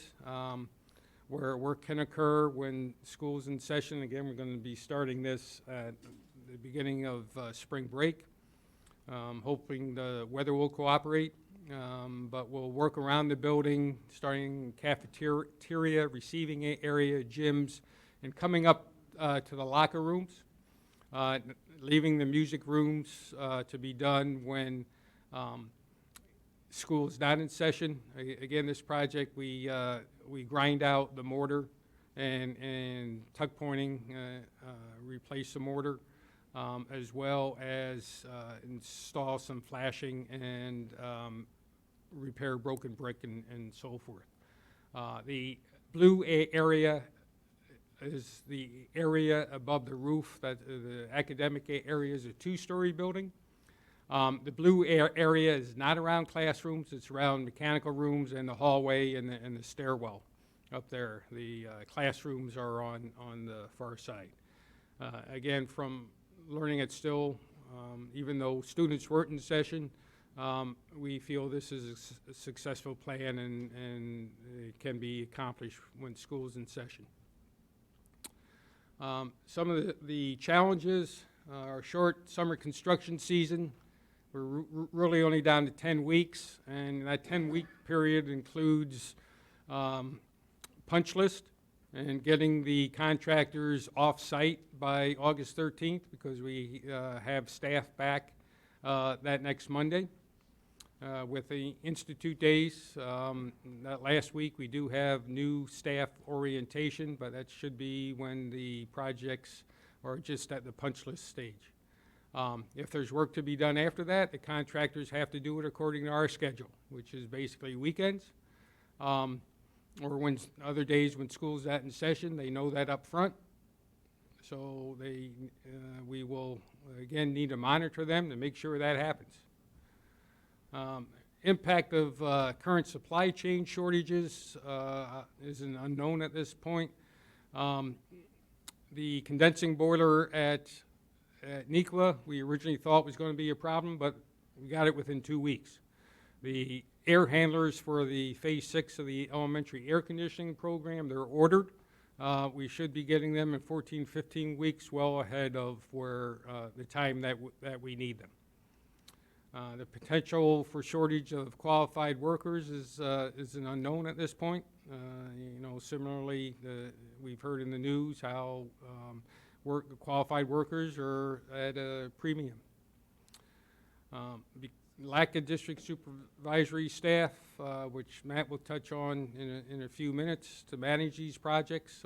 Again, a lot of projects need intense coordination, and there's currently no permanent reoccurring source of funding for capital improvements once we spend the Fund 60 money down. So I appreciate this opportunity, and I'll turn it back to Matt. All right. Just want to spend a couple minutes now just kind of integrating what Todd has planned for the next 12 to 18 months with what we're sort of seeing as a several year plan. And with the board's blessing tonight, we'll start building into some of our longer range forecasts and budget discussions.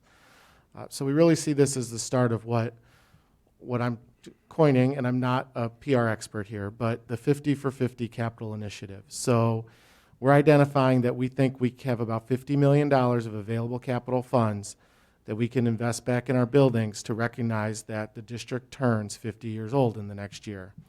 With that 50th anniversary, just like when our friend Brad Hillman turns 50 on Christmas Eve here, you start slowing down a little bit. So our buildings do need a little bit of refreshing and modernization. Again, we have some buildings that are in that 40, 50-year-old range. But a lot of our facilities are in 25-year-old range too, which again is a time we really need to start reinvesting in them.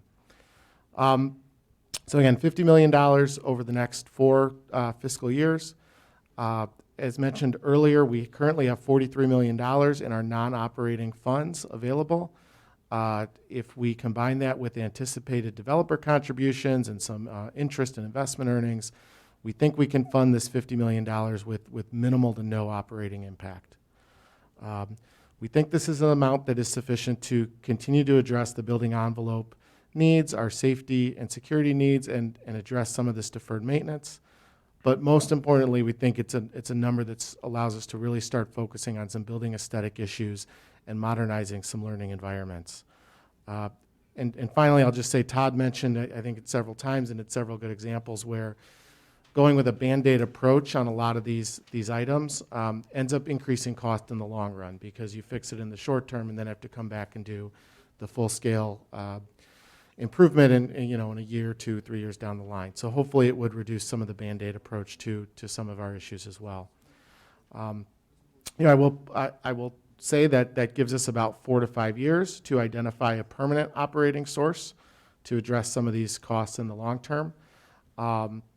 With that said, I'll continue to point out that currently in the state of Illinois, that is a difficult challenge, but we will start looking to that and again start trying to have discussions with the board as we look through our financial forecasts and budgets to how we would accomplish that. So finally, just how that translates into maybe steps again for the next 12 to 18 months. As we mentioned several times, we have a pretty aggressive schedule for this summer. We would look to hire another district project manager to support that work. We currently have one district project manager, Ken Schwallow, and while he is excellent at the work he does, the one thing he's not figured out how to do is be 2 places at once. And so when we are looking at completing projects and projects that are going to hit almost every building in our district, we need another person to assist and manage those projects. I will point out that through the district's history, we've had anywhere from 0 to 4 project managers on staff based on the number of projects that we're completing at that time. We're recommending that in the fall of 2022, we begin a full facilities assessment and long-range facilities plan. So this would be in some ways updating what we did with EMG in 2014, but I think in other ways really expanding the scope of that study, really trying to bring in some of our building leaders, curriculum leaders, community members to really assist in not just identifying what repairs need to be made or what sort of deferred maintenance issues we need to address, but start looking at how can we re-envision some of these spaces to really make them look like modern 21st century learning environments. And we feel like the timing of that coming in the fall of 2022 fits perfect with some of the work we've done with enrollment projections as part of the boundary study, and then also with the work we're going to be doing with the strategic plan. We would anticipate then that report coming to the board in hopefully the spring of 2023. So about 16 to 18 months from now, and that would really help us further envision what we can do on maybe the second half of this 50 for 50 concept. So with that said, that I think concludes our presentation, but we are, as always, available for questions.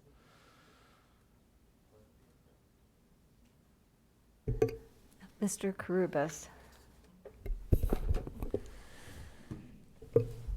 Thank you.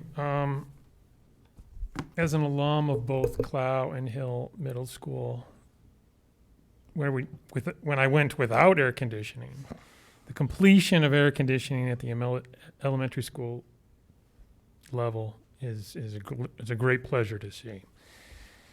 Even though it was done over 6 years, and even though, and to the benefit, it was done cost efficiently. We didn't retrofit forced air throughout the building. So I appreciate that from a cost-saving measure overall. On buildings, you won't hear public comment about, or emails that I want to advocate for a roof replacement until the HVAC breaks. So it's important for us as a community to recognize that we need to continue to put aside money for the buildings.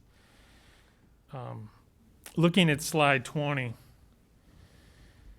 I don't want to do another facilities assessment for the sole purpose of learning. The size of the deficiency in the deferred maintenance that we have and the ongoing addition to that deferred maintenance that we do year in and year out. So I want to bump that ongoing part to the beginning. And I want to add to that from the get-go. We need to, I understand that we need a facilities assessment to figure out exactly what our hole is, but it doesn't mean that in conjunction we can't ask the community now through emails, public notices, surveys, postcards to taxpayers that don't have students in the district, if they're willing to separately fund building maintenance, or should we continue to take funds from the classroom and put them in the ceiling, so to speak?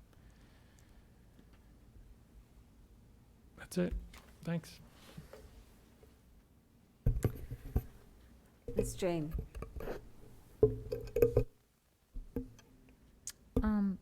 I just want to thank you, Todd, for all your service and work here. I just had the pleasure of getting to know you this past year, but what you do for our district is just unbelievable. And this is just a little taste of what you deal with on a regular basis. So thank you for sharing in such detail and providing us with an overview of the past, where we are now, and then Matt with where we hope to go in the future. I'm just happy that this is being emphasized, and I'm looking forward to the celebrating 50 years, and I'm happy to know that Mr. Hillman will be celebrating a milestone as well. I don't have anything more to add, but that I look forward to hearing this process and learning more about it. So thank you. You're welcome. Ms. Deming. First, thank you so much, Todd. Your knowledge and understanding of this district is just immense, and I hope that we are trying to scoop up everything we can, Mr. Shipley and Dr. Talley, as Todd winds down. I do have a couple questions. So, well, one first statement. As Board Member Karubas has stated so many times and stated eloquently this evening, just reiterating the fact that we have been, EMG has suggested an $8.4 million that we should be spending on maintenance annually. And due to the fact that we have not been able to do that, the recommendation shows an increase for $11 million. Is that? That's correct. Okay. So just a reiteration to our community what a tenuous position that the administration and the board prior to me, but as well during my time here, has really tried to ensure that we keep our budget in line and have foregone with capital improvements on some of our buildings that have been needed. We have not sacrificed safety, but over time that increases when we delay projects just as within our homes. And Board Member Karubas has stated that a number of times, but I just wanted to be sure that we're clear. Do we have any idea what it means from a financial standpoint, since we have deferred so much with making some of the budget allocations that we're going to have now for capital improvements? What is that delay represented as far as potential increase? Do we have any idea? That's a really good question. I'll let Todd answer if he knows any specifics. I think it is important to know in general it does increase costs. Not just as costs rise because of inflation or other challenges, but as Todd mentioned, you end up with a Band-Aid to fix a handful of leaks before you get to fix the whole roof. The other thing with that I'll just throw out is there's a real opportunity cost. So those are students that are not learning in maybe the perfect educational environment. So I'll let Todd answer if he knows any specifics on those, but I think it's important to consider not just extra dollars, but again the years or that lost educational experience that some of those students are experiencing too. And Todd, that's okay if we don't have it, just the fact that the recognition that there is a cost, and I hadn't thought of the opportunity cost, but that's an excellent point. Yeah, there's obviously a cost in Band-Aid approaches rather than coming in and doing it, being proactive rather than reactive. Especially when you get into HVAC equipment and things like that, where it becomes an emergency, and you can't either heat or cool a building. That obviously impacts student learning, and we have to make other decisions at that point. We've been lucky that we've been staying ahead of those catastrophes. And part of, we do have preventative maintenance done by our maintenance staff. So they do have a pretty good handle on equipment that needs to be replaced, and we've been lucky to do it in time, on our schedule rather than in an emergency situation. But that's always a worry. We've replaced the chillers at Waubonsee. We've upgraded that building automation system so that we'll have more control over that building. But that has always been a concern because one chiller was from the original building in '75, opened in '75, and luckily we were able to replace it before it did result in an emergency situation. The gas absorbers at Nequa, which provide that building's cooling, again, because we have full-time maintenance staff, they've been able to keep up on the maintenance, but we had gas absorbers at 4 of our middle schools Still, Crone, Granger, and Scowen, because we had to spend a lot of maintenance time on those. That piece of equipment requires constant maintenance, and we ran into problems, and we replaced all those with air-cooled chillers. So NEQA chillers, we got to keep an eye on. And that automation system there needs to be addressed at some point, because that and some of our elementaries are obsolete at this point. We can't get replacement parts for them. Thank you so much for just keeping awareness of what needs to be done. One additional question and one quick comment. Slide 17, you had mentioned that we had, that there were no classroom on the Granger Masonry remediation, that there were no classrooms that were going to be impacted. On the gym side, how does that? Well, during the school year. Okay. When students are in session, we're not going to be working on an exterior wall that's on a classroom. It's a cafeteria, the receiving areas, all the way around the gyms, and the locker room will stop short of the music rooms there. And we'll do some above roof areas that are not adjacent to exterior walls to classrooms. Okay. Again, the areas shown in the academic areas are hallways and mechanical rooms, second floor mechanical rooms. Thank you. And then the last just comment, I am thrilled with phase 6 of air conditioning. My children have been here during the time when they got to excitedly sit in the teacher's lounge because they were on the second floor, just way too hot.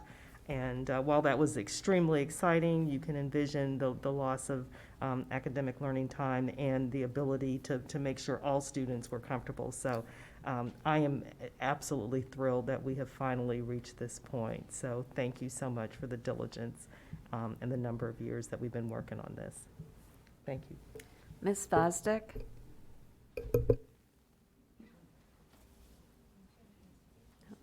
Okay. Ms. Grover?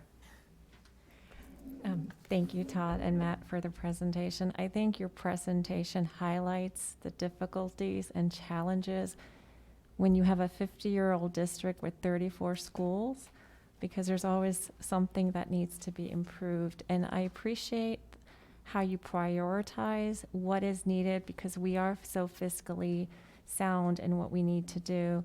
I'm glad you're thinking ahead of what are we going to do when the money runs out, because we need to kind of get started on that after the 4 years. I have one question pertaining to slide 6. You had mentioned some security projects.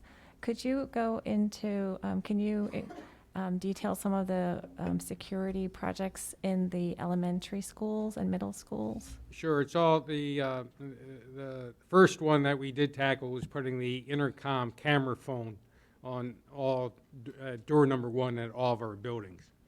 And we also included here at door 20. So that gives communication from the exterior to the office before anybody is let into the building. Previously, people had to walk into the main office. So that was one of the first ones we did. Then most of our buildings, in order to lock the classroom door in a lockdown, you had to open and go into the hallway and lock it with your key. So we put thumb terms on the inside of the classroom doors. So that they can be locked from the inside if they're not already locked. We do have our policy that all unoccupied rooms are to be locked at all times. The high school security camera systems were upgraded, including some of the cameras being changed out at Metea as they progress and go through their useful life. The original systems at Nequa and Wabansie were VHS tape systems. They had a tape for each day of the month, for each multiplexer. Those were upgraded just shortly after Metea opened to computerized system. where it wrote to disk instead of tape. We did advanced wiring for the intercom upgrade projects. We've added the card readers at not only the main doors for staff, but also other exterior doors where staff enter or students enter coming back, for example, at the elementary schools, coming back from recess in the multi-purpose room or into another exterior door. So all staff have proximity cards now instead of exterior keys. So we have better security control on who's coming in and out of our buildings. Also, if a key gets lost, we don't have to rekey that building or areas. We just disable the proximity card. So those were major highlights of the security category. We've also added more card readers as needed and where it's made sense at our buildings. We started out with a standard number, but each building's a little bit different. Their layout also with their parking lots and so forth. So we've added those as need be after it's been reviewed by our assistant superintendents in teaching and learning. Thank you. Sure. Ms. Fosdick. Thank you for the opportunity again to speak. I'm out of practice with Zoom and started talking while I was muted. So, take two on this here. Thank you so much for all this information. My head spins thinking about the enormity of your job and your task, and taking care of all of our homes, our places of learning. I want to echo what Ms. Jane said. Todd, thank you for your service to this district. You're welcome. Mr. Shipley, we're going to go on forward together. Got a torch to carry. And I also want to echo what Ms. Deming said. I can think of few things better than reading a book in a cool room on a hot day.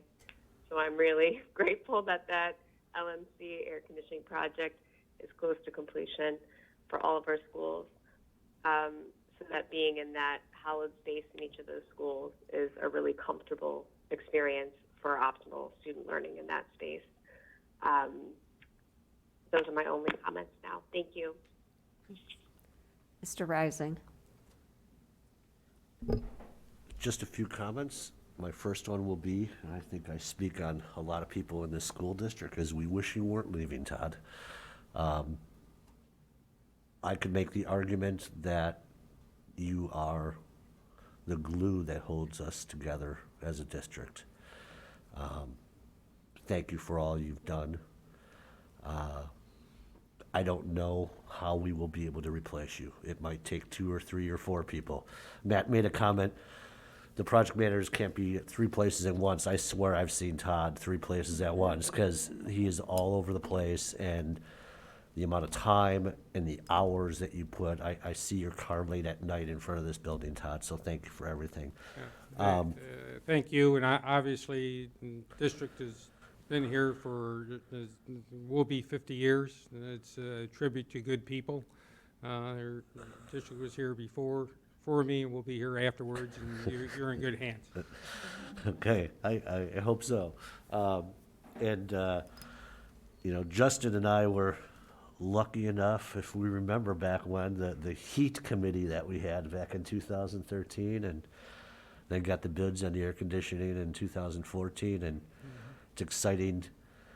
There are a lot of districts that could have just done the air conditioning in 1 year, and that was not our district, but we made a commitment as a board back then that we would see it through and get it done. I also wanted to make a comment that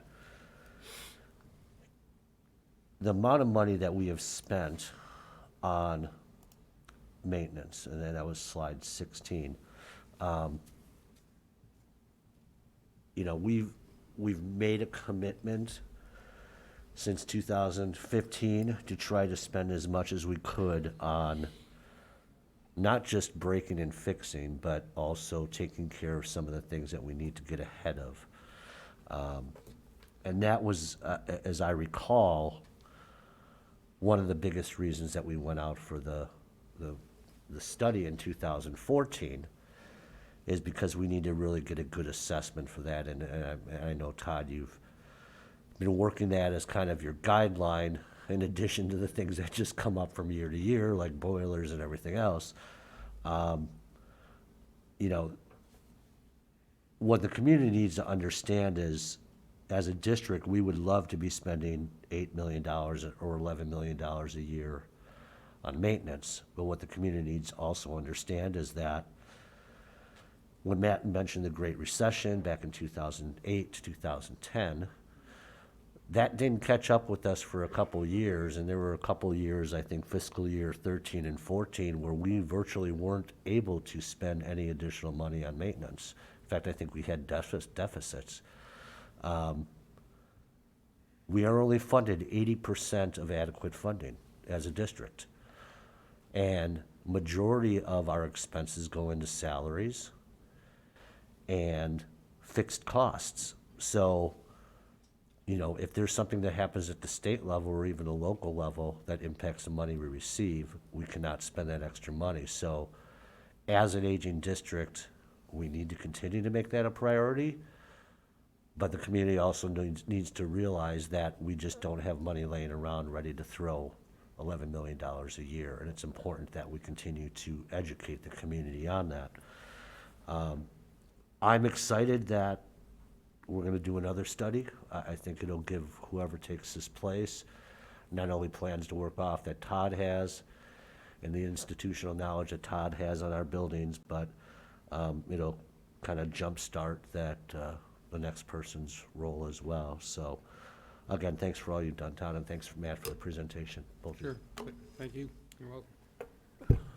So I, on slide 6, I just added up everything. So over a 7-year span, the last 7 years, we deferred $20 million in maintenance if I add up all of those numbers. So it's really been significant and important for all of the community to understand that we have deferred. It's like when you have a house and you don't repair the roof and you just repair a couple shingles, pretty soon things blow apart and you get massive problems on your house. So it's like we now have turned that $8.4 million estimate into $11 million because of deferring all sorts of different important items.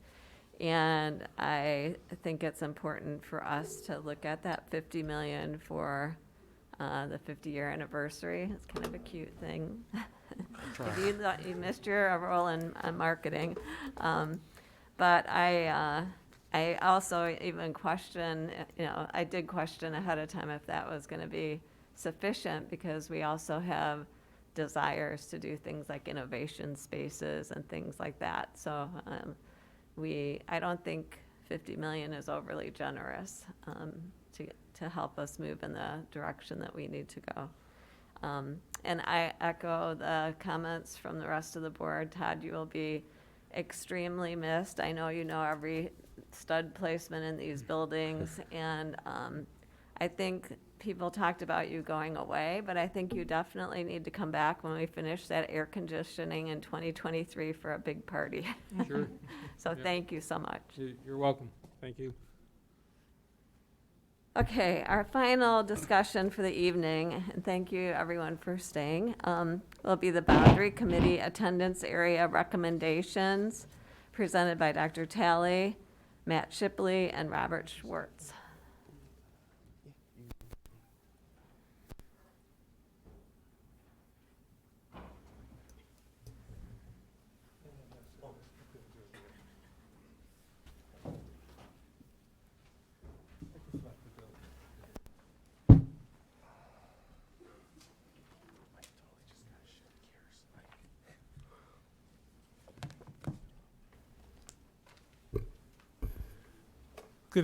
Good evening. Tonight I wish to share the administrator's recommendation for our boundaries and the implementation of these boundaries. I want to say that we are very grateful for the engagement of the Boundary Committee and the engagement of our community in general.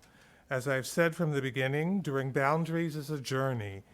We are coming to the end of this journey, but then another journey will start, and that's the implementation of the new boundaries. At the workshop tonight, Mr. Schwartz from RSP shared a modified concept proposal and incorporated some of the many positives found in concepts 1 and 3. This proposal shows a commitment to the Board of Education principles and the criteria established at the beginning of the process.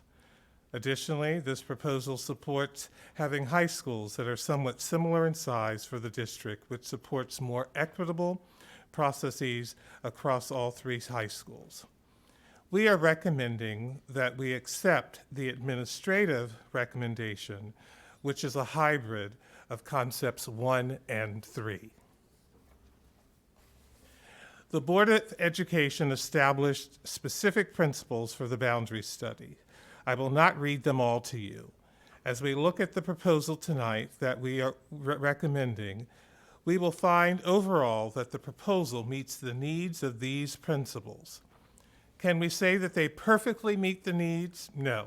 No boundary study will ever do that. Nonetheless, overall, these principles may be found within the principles seen above. We do believe that the proposal will support us over the next several years as we continue to adjust our enrollment, with falling in some areas and in some cases rising enrollments. The Board of Ed did have criteria for the boundary study. What you see on the screen are the primary criteria that was given to the committee. We had to be focused on demographic considerations. As a system, we wanted to have a plan that will allow us to address the academic, social, and mental health needs of our students. Fiscal considerations. Our recommendations ensure that there is a minimal need for construction projects.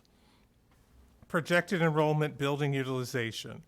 Overall, our buildings will be at an efficient building capacity. However, we still have a small number of schools that have low utilization.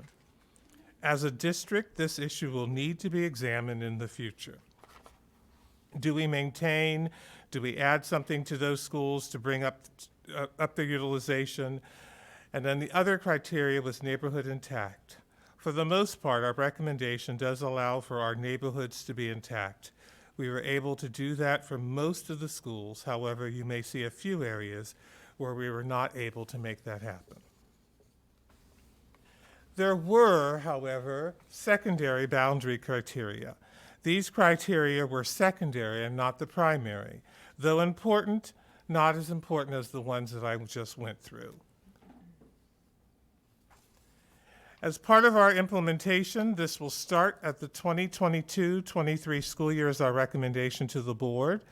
There's a lot that will need to be done to make this happen, including parents making a decision about if they want their children to be grandfathered. Decisions made impacts course selection, staffing at the schools, and creating schedules at the middle and high schools. Decisions made must not change. Changing a child from one school to another impacts staffing for schools, receiving and losing students. Yes, one child will not make a difference, but multiple children will. Once we allow one person to make a change, opens the door for others to seek the change. High schools are making their schedules now. Middle schools have started the process as well. Parents have to be clear about what they want for their children. So what will be the grandfathering? At the elementary level, all 5th grade students, rising 5th graders, will have the option to stay at their school rather than move. At the middle school level, all rising 7th and 8th graders will be allowed to stay in their current schools. And at the high school level, all rising 10th, 11th, and 12th graders will be grandfathered, thus giving them the option of being able to stay in their buildings. For all students, you can go to your new school. However, you do have the option of remaining in your current school. How many students are impacted by the proposal? Overall, approximately 3,100 students are impacted. However, that number will be smaller depending upon the number of people who select the option of grandfathering. That total number is much smaller than the 5,100 that were mentioned at the December 8th board meeting. In closing, This recommendation addresses Board of Ed principles and criteria. The plan supports our desire to make our high schools more equal in size. Doing so allows us to re-examine the Burkett Center and how it can support our STEPS program and possibly Wheatlands Academy.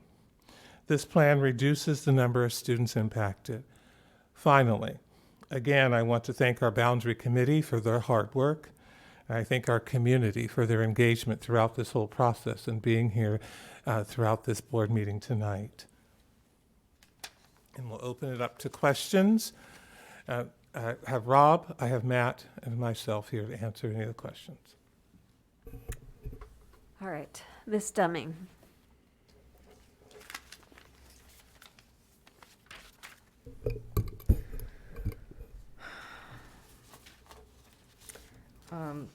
You know, I guess, one, it is imperative to indicate and thank the community who has been so engaged, and I know we will continue to do that, and appreciate and understand the, you know, desires and advocation for their students, and as well as the students' advocation for themselves. Second time that I personally am going through this, so it is a very difficult decision that a board has to make. One thing that I can extremely say is that unlike many times when we have gone through this, I am really pleased with the grandfathering strategy that the administration has come up with. An opportunity to allow middle and high school current students, 7th, 8th graders, and then rising 10th, 11th, and 12th graders to remain is a very welcome departure from the past. So I really appreciate that concern and consideration for the social emotional state where for our students. So I appreciate that. One of the things that I did have a question on, looking at, we heard, you know, many comments this evening regarding some of the changes, regarding potential changes regarding Scullin students there. Do we have an idea, and I don't know if you can, but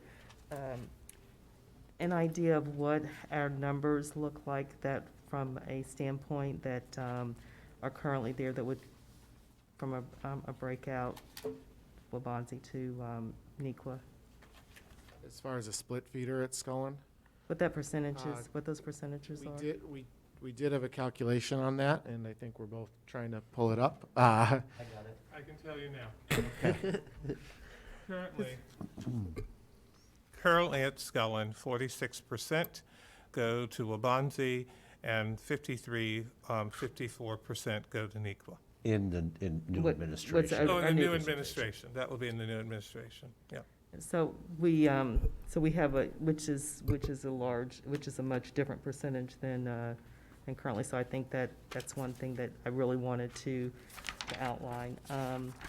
Yeah, I'll just speak briefly on split feeders, and I know, as mentioned, it was a secondary priority, but I know it's something that our committee looked closely at and our communities looked at as well. And one of the challenges is really identifying when you need a split feeder, what is the goal? Is 50-50 better, or is to try and get as few students as possible going the other direction the goal? So we've had some discussions sort of as an administration. I think our feeling is that that 50-50 split is actually a better scenario than having just a small piece break off. And so I think for the most part where we are recommending split feeders, we've looked at that and are trying to get them to where they're closer to that 50-50, 60-40 sort of split. No, and I appreciate that because you know, it was a secondary, it is a secondary criteria, and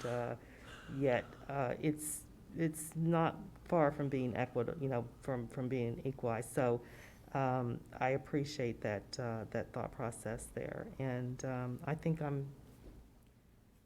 President Donahue, I'm done for right now. I may have a couple at the very end. Ms. Grover. Sure.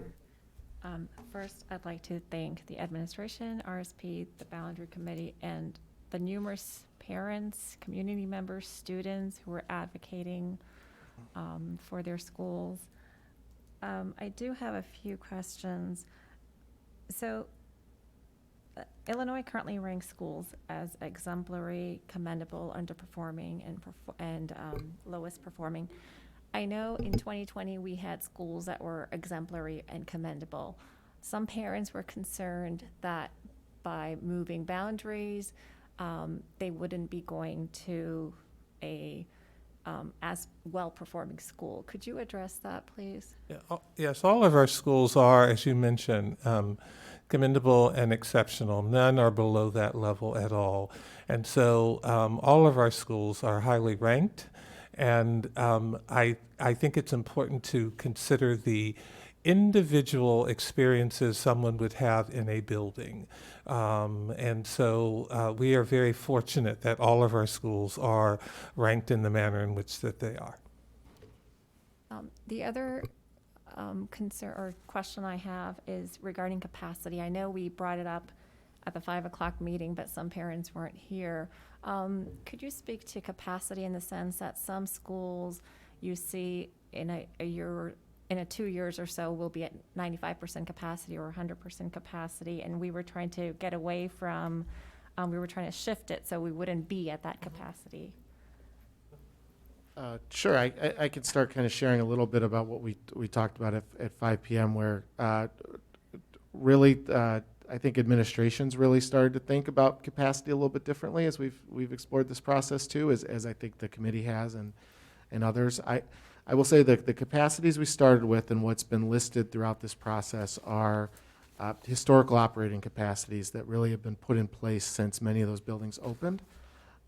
They're lower than what you'd consider to be an architectural maximum capacity, but you know, they haven't been revisited in many years. Many of our district buildings have been above that number, in some cases significantly above that number in the past, and you know, we've survived, but it you know, it's not an ideal learning environment. We do have 2 buildings, Granger and Metea, that currently are above what would be listed as a target capacity as part of this process. But I think really what we discussed as a team is looking at how education's changed and how it's in some ways how we hope it continues to change and move. Really looking at those elementary capacities, we do have a desire to have them operating lower than that number, and we've tried to do that to the best we can to get as many buildings significantly below that number. And that's really, you know, those elementary capacities are really built on the assumption that students were spending substantially all their day in that kind of core classroom environment.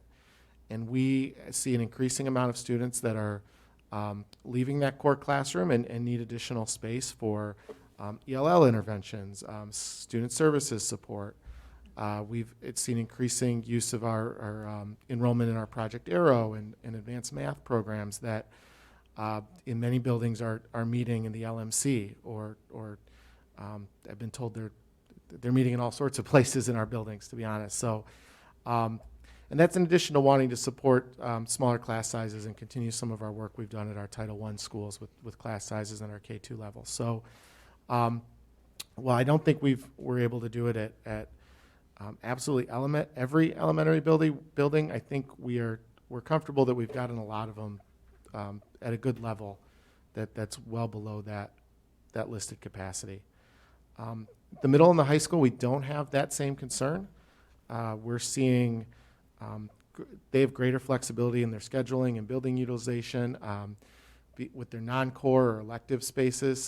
That hasn't been built into that capacity number as much. We do have students specifically at the high school level who are only spending partial days in the building. So in general, you'll see as part of this proposal, we're much more comfortable with the high school operating closer to that 2,700 number that's listed than we are maybe at the elementary schools, where if the listed capacity is 765, we've really done everything we can to get that building down to, 600, 550, whatever we could do. In some ways, that's changed, again, from some of the committee discussions where I think the committee identified that as a district as a whole, we have excess capacity, but some of the focus and the concepts was on the elementary level.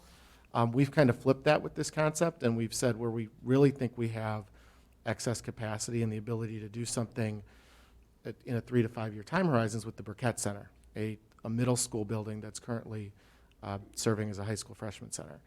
So that's sort of, again, how evolving that thinking and capacity, or maybe distinguishing between the elementary and the middle and high level has impacted the recommendation we're making tonight. Like I said, I know we still have a few elementary buildings where we're not quite there, and we can, I'll just mention a couple really quick, and maybe what some of the plans we have for them. We know Brookdale and Brooks in the north, and then Owen are both getting towards a high capacity level, especially in the years 4 and 5 of this proposal. That's really the result of developments coming online. Rob and his team have incorporated all that development information, and the specific ones are the Lincoln Center at Citygate, and then the Citygate West property up north, and then that Fox Valley Mall. As those developments come online, they do provide the district with developer incentive payments, and we can look to use some of those funds to potentially address capacity at those buildings. It's also possible that those developments don't come online at the same speed that we're anticipating at this, and so that's why I don't think we're recommending necessarily breaking ground on some of that work tomorrow, but in just seeing how those developments come in line and impact those buildings, and then knowing that we'll have those developer payments to potentially adjust accordingly. And I am glad we had a process because it allowed the community and parents to get involved and adjust and modify these proposals.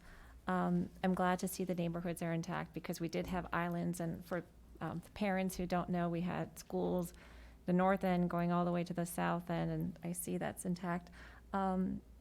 Can administration speak to, because there's, I think Dr. Talley mentioned, there's still a little island there. Could you speak to how we try to resolve that a little south of Aurora, Collishaw, and May Watts area? Are you referring to the, right by Aurora Avenue? Correct. So we have them going to May Watts, and so we made a slight change in that area. Rob, do you want to speak to that? Yes, and I also want to speak a little bit to start out with capacity. One of the things, too, that's evolved with capacity is innovation space versus adjusted capacity. So depending on which concept we were looking at, was it adjusted or was it the innovation space?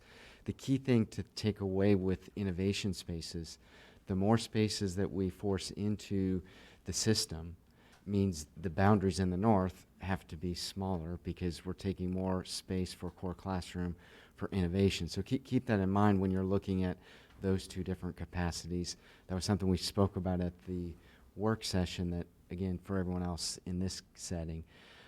We go into the islands that we had. So on Aurora Avenue, we still have an island there. Originally in, I believe, Concept 1, we had everything north of 34 all targeted to go to May Watts.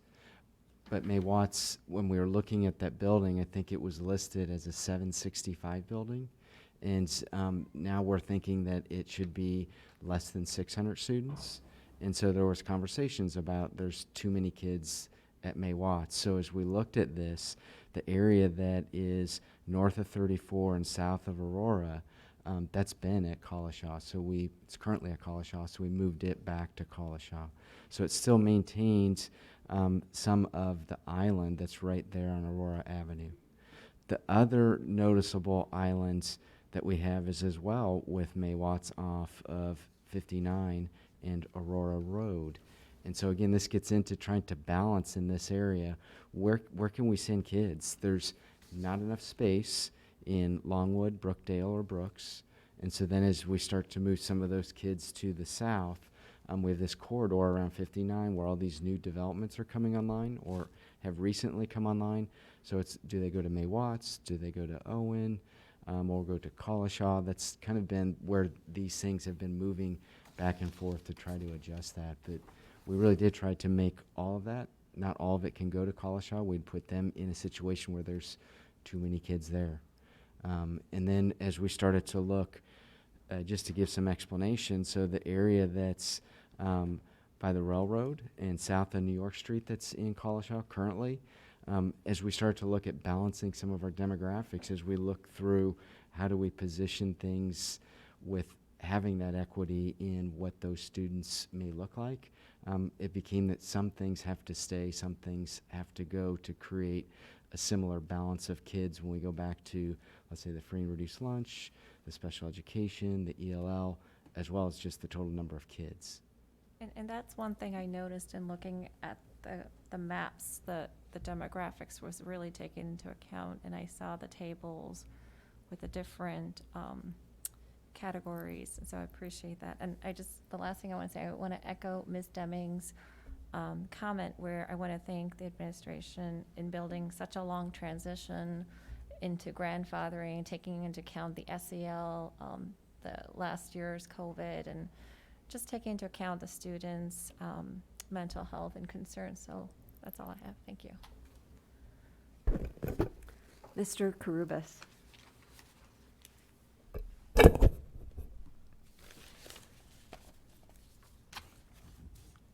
So I keep talking about how long I've been here, but I've been here a long time. I've lived through every boundary change that's been in the district. Thank you. Yeah. Stop it. Just about. And when I went through the district, there was one middle school and one high school. So we bussed all around the place. And so I'm looking at the map now, and I'm thinking I can apply all of that knowledge and solve this puzzle. And it frustrated the heck out of me, but I couldn't do it. And so I'm about 95% there with what the recommendation is. I still have some questions on some of, some subdivisions. I'm not comfortable with the administration's grandfathering recommendation currently. We're in a busing shortage. We don't have financial information with this recommendation. So I think I need a little bit more to understand where those cutoffs are. I don't want to make a promise that we can't deliver on. And so I don't want to say we're going to transition this, and then we have to run 2 bus shifts through the same subdivision, and they're not on time. They're an hour late. So I think we need to make sure that if we do this, we can commit to it. The process, no process is perfect, but I believe we stayed true enough to the process that the substantive end result is still valid. We learned during the process, and we had adopted. The addition of the online public comments was a great addition that we should do in the future. I want to thank the board members for not injecting their opinions throughout the process. We would have been perceived as prejudicing, influencing board committee members. So I appreciate that you all stayed true to that. Boundary members. What did I say? Board. Board. We did not influence the boundary member. Yeah. True. The board members did not influence the boundary committee members, and I thank the board members for that. We haven't solved the capacity issue, but I think we learned during the process that adjusting the boundaries doesn't solve the capacity issue. And that's important. And looking conceptually, the number of schools we have south of 75th, 7 elementary schools, 3 middle schools, 1 high school. The number of schools we have between 75th and Aurora, New York, 7 elementary schools, 3 middle schools, 1 high school. And the number of schools we have north of Aurora, Aurora, New York, is 4 elementary schools, 1 middle school, and 1 high school. And so in order to solve the guidelines, in order to change the capacity within the guidelines that we have, it was a near impossibility. You solve for one, the next one fails. You try to keep the neighborhoods intact, you can't bring enough students down from the north to the south. So I understand that our goal was to solve capacity. I think we helped solve capacity, but it's not solved. And so I look forward to future ways that an administration and the board consider ways that we need to address that delta and fix the overcapacity and undercapacity throughout the district. We did the boundary process, and that's a good base, but there's still work to be done on that. There are taxpayers that say we should close schools to save money. And so I'm kind of glad that the Boundary Committee explored the closure of schools. If one were to compress all of the schools to 90%, 95%, mathematically we could close schools. And I think we heard pretty loud from the community that the community doesn't want us to close any schools. That's not supported.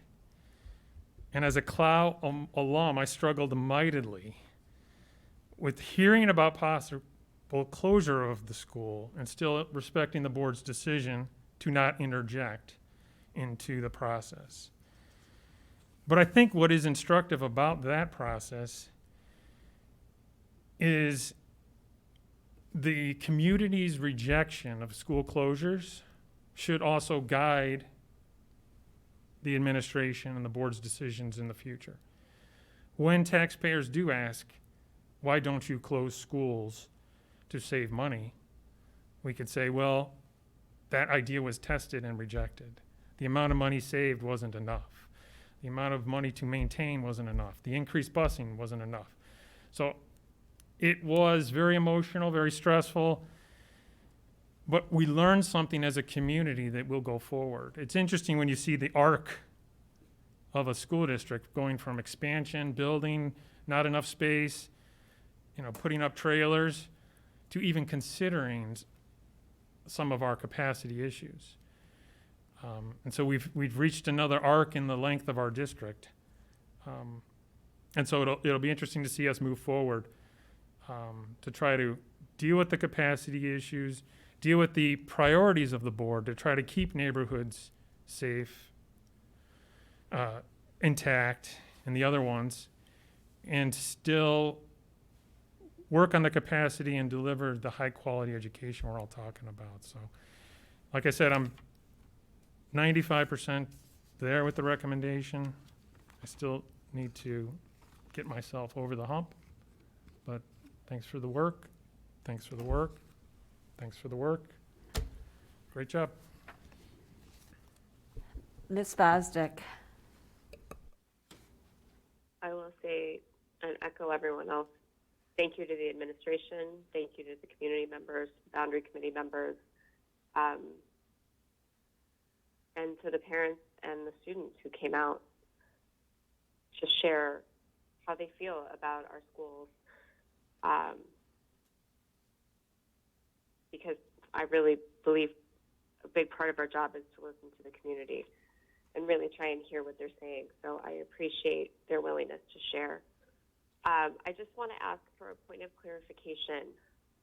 I want to make sure I'm understanding this correctly. With the administration recommendation, am I understanding correctly that it is intentionally not adding students to Neuqua Valley to keep the capacity at a level that would allow students to be, all of the students there to be in the main building at a future date? Yes, eventually, and we're looking at about 25, 26. All of our high schools would be in the range of about 2,700, 2,800 students. And then Okay, and yeah, go ahead. And the intention in that is for us to have an equitable high school experience across the district. Is that correct? And to use that space for other district needs. That is correct. Okay, thank you for that. I really, really appreciate, especially hearing from the community and knowing the past couple of years that we've all had the grandfathering options that are available. I know we don't have financials with that, but I think allowing our students to have that leeway and families that leeway is really important at this time. My only question as far as grandfathering is if fourth grade was considered for elementary school. I ask that because the last normal year for this year's third graders was kindergarten. And I know there has to be a cutoff at some point. I understand that. But we have 3 grades at the high school level, 2 grades at the middle school level that are recommended for grandfathering, but just 1 at the elementary school level. So if someone could share with me the explanation for why we cut that off at 5th grade, that would be great. So at the middle school, it was about the 6th and 7th graders and their the current 6th and 7th graders and their lack of time in the middle school. Middle school is only 3 grades that we know of. High school is only 4 grades, whereas elementary, starting with kindergarten, is a 6th grade program. So therefore, the kids have a little bit more time in that building, but we wanted to also, it would extend the period of time that we'd have the kids in the building. And so we did not consider 4th grade at that time. We were really just focusing on middle school, current 6th and 7th graders, and then the current 10th, 9th, 10th, and 11th graders. Okay. Thank you for that. I don't have any other questions. Like Mr. Carubis, if there are, tiny details that, we'll think about, but overall, I think that collectively we've taken an imperfect situation and done the best with it that we can to try and make sure that we're serving all of our students as well as we can with what we have. So thank you for that. I'll just add a quick clarifying point on the grandfathering, and Dr. Talley, you can discuss too. We are currently evaluating what we can do on transportation. I will say we have one of some of the best in the business that are looking at this, and I know they will be spending much of their Christmas break looking at this, knowing their dedication. But at this time, we're still evaluating what transportation options we could provide with the grandfathering options. Mr. Rising. Echo a lot of the things. Actually, I want to primarily thank the Boundary Committee. Frankly, administration, RSP, you were doing your job. So not to belittle the work that you guys put into this. I know you put a ton of work into it, and I know administration did an RSP, but it's really the committee that, contributed, and we were able to form that to hear the voice of our community. I'd actually also like to thank our community. The best part about our community is our community gets involved and our community speaks up. Sometimes the worst part of our community can be that our community speaks up. But for the most part, I think all the board members are extremely thankful that the community speaks up. There was something mentioned, I know Mr. Carubis went to CLOW, and And yes, we did have to look at the possibility of repurposing schools, because I think that was an important part of the process. But I also did want to apologize to the Clow and Graham community, because I think, at least for me, I think in the future, and hopefully future boards, if they do have to look at that, that no schools are named. And we just talk about the possibility of repurposing schools without naming schools, because I know that was very tough on their community. But for the most part, and having sat in almost every single board boundary meeting from 2006 to 2008, yes, it took 2 years to do the boundary process the last time. There were dozens of meetings. It was a messed up process last time. Board members were influencing the process to some extent. I mean, they let the committee do the work, and the consultant that they hired at the time, which was not RSP. But it could have been done better. And I think this board tried to be very intentional of setting the process and observing. We each rarely talked, I don't even think any of us talked to each other through this process. We just watched the committee and learned like the rest of the community. It was at this time, once we received administration's recommendation, that the board is able to make changes, following our guiding principles that we outlined at the beginning and that the committee followed. So I think it was a very good process. Could we always do better at communication? Yes, we could always do better at communication. But I think overall, and I've talked to 2 board members who, just in the last couple of weeks, who were part of the last boundary process Board of Education, and that Board of Education and those 2 members I talked to were very appreciative with the way we did this time.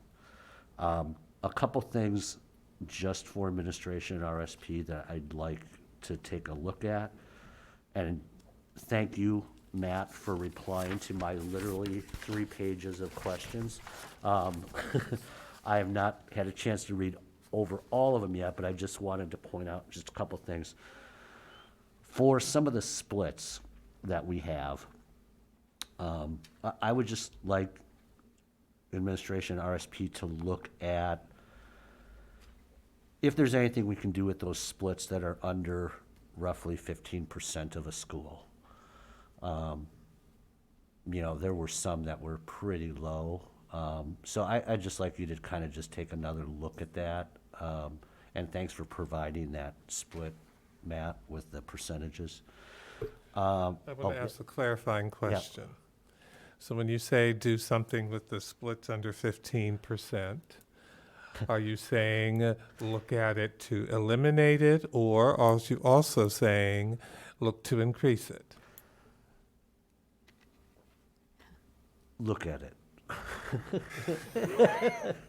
No, I don't want to. Listen, I'm not a boundary expert. I'm not a GIS, and I don't. What I want administration to do, because board members don't live by the day-to-day operations of a school. I want you to look at it so that, listen, there are some about 20%. 20%, it's still a little low, but I don't think we can remove 20% out of a feeder. But I think with 15% or lower, it's something you could just take a look at to see, hey, how many kids is that really? And where's their nearest, and if it's even possible, right? Because following our first or our second guiding principle as far as keeping neighborhoods together, you might not be able to do that. So again, I just noticed that there were a few under 15%, and I just wanted to have you look at them. Okay, all right. I think it's important because it really wasn't identified. I know we talked about the May Watts area, but we really didn't explain what administration did from last time as far as numbers go.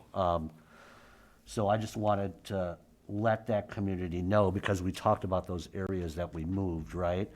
So in the previous administration recommendation, May Watts for next school year would have been 635, and administration's new recommendation, they're 546, correct? Be clear with it wasn't administration's recommendation, right? It was something worked through the boundary committee. It was a concept from the boundary committee. It was a combined, right. It Yeah, was a I just combined. want to be clear with our terminology so we don't Okay. confuse people. So it was one of the previous concepts that came out of the boundary committee.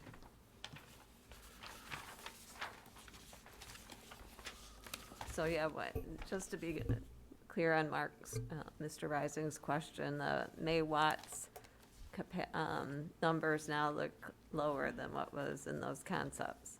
Correct.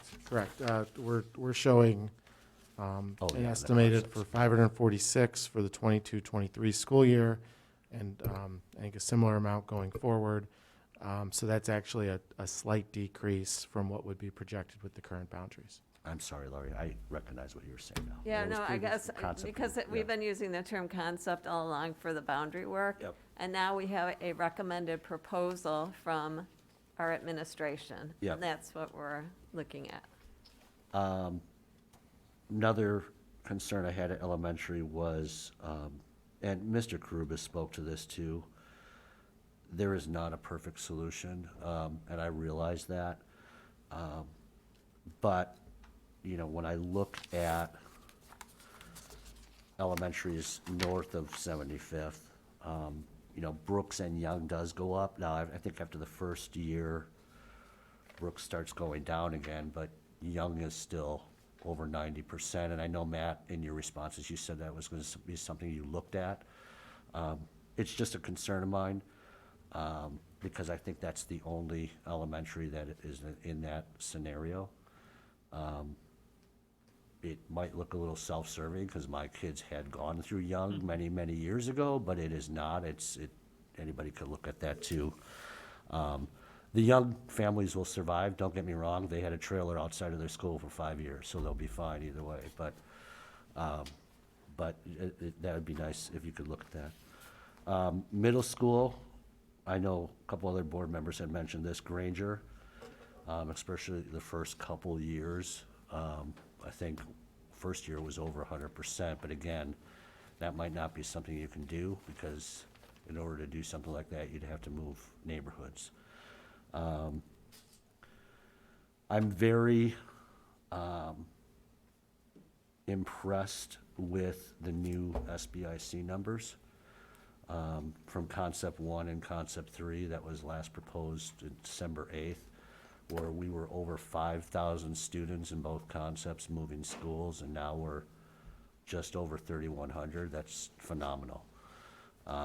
So thank you for all the work that was done on that. And then kind of echoing some of the other things, you know, I'm almost there as well. I would like to see the busing numbers. I know you provided the middle school ones initially. I haven't broken down and looked at elementary or high school, but really it comes more to cost. But I know even at middle school, we were transporting, even though we're moving 1,300, you know, middle school students, we're transporting 650 less middle school students. So they are definitely, we're following our guiding principle by getting kids closer to their school, which is evidenced by that. So.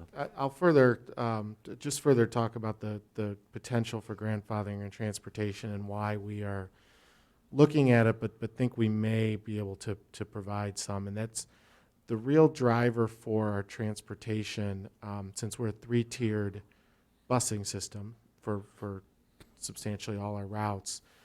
It is really looking at where the maximum number of routes is, high school, middle, or elementary.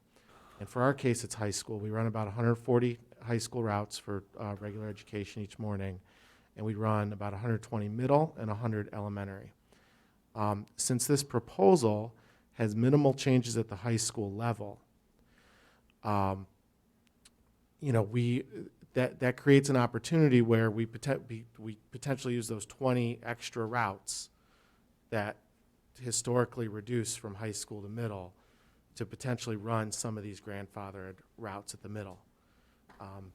And again, whether that's doing a direct bus to the school, whether that's looking at doing a sweeper system or a shuttle so that maybe the students who are grandfathered go to what would be their attendance model under the new enrollment, but then are shuttled to their previous school. We think we have some options there, but it does really start from the fact that we're not changing a lot at the high school level and not really having a significant grandfathered responsibility at the high school level. So again, I don't want to promise anything, but I think we're hopeful we can at least find some solutions that are going to address at least some of our grandfathered students. Yeah, and I, just to make it clear, I understand how busing works. It's more on the run than the mileage itself. Right. And I know this will upset a lot of people by me saying it, but I'm not as worried about the distance that they travel to school.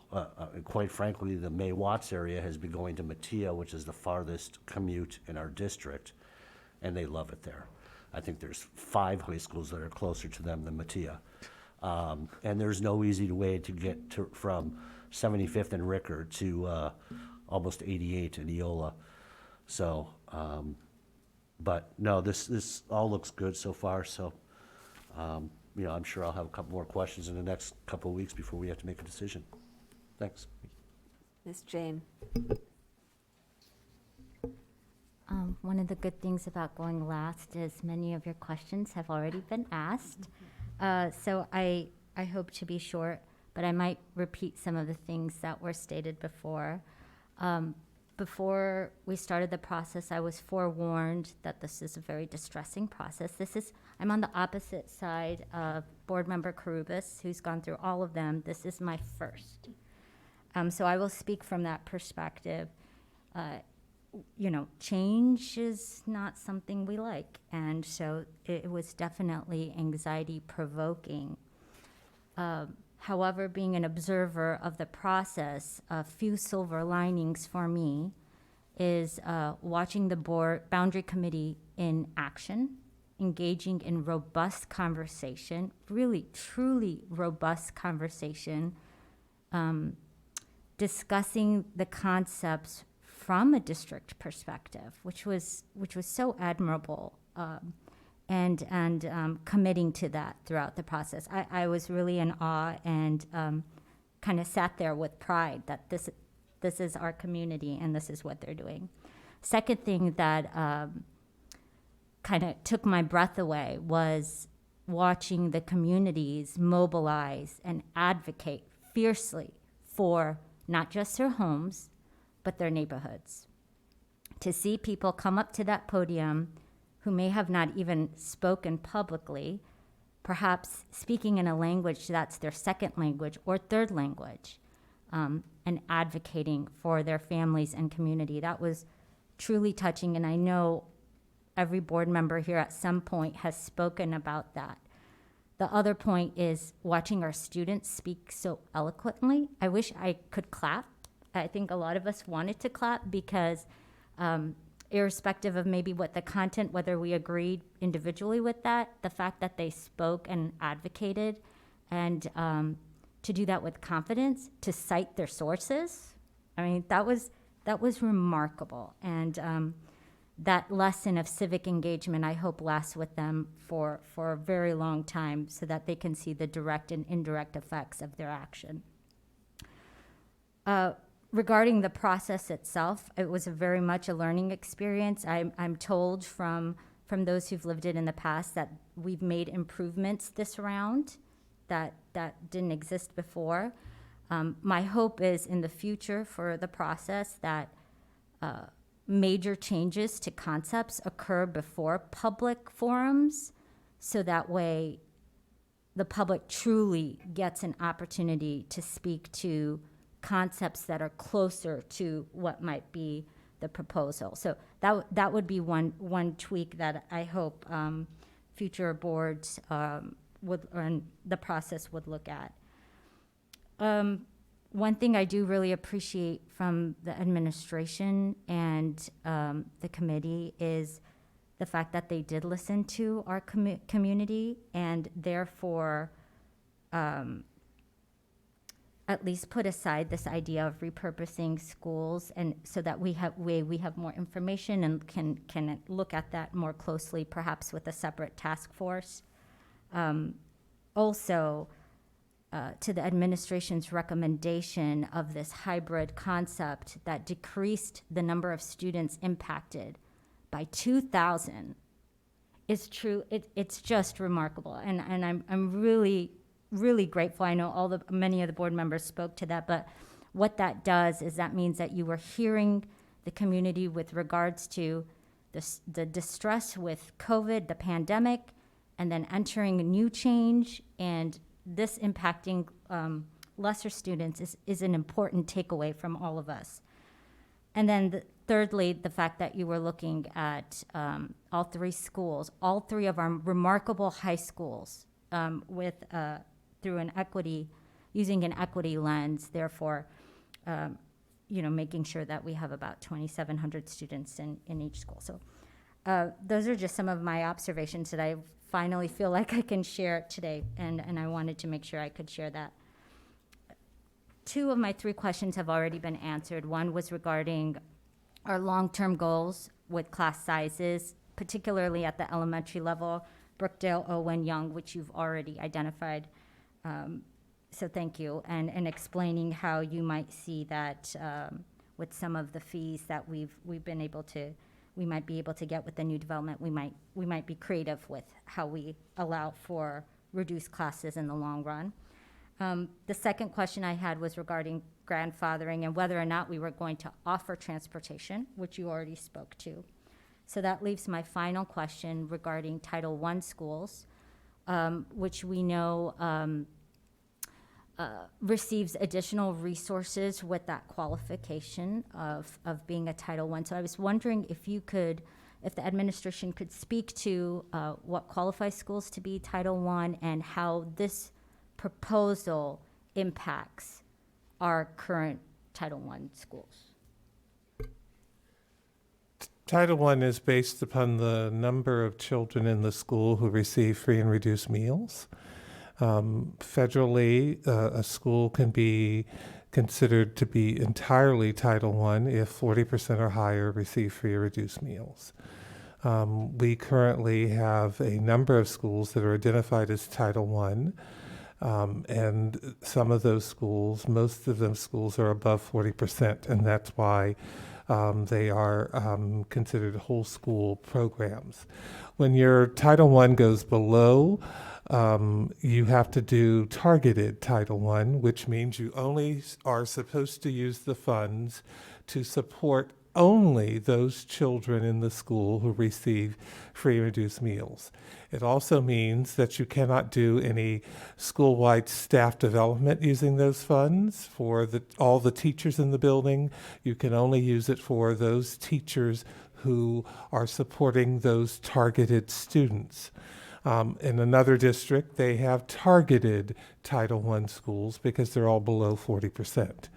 Another issue we have is, for example, we have a grant at 2 of our schools right now because they are full school Title I programs.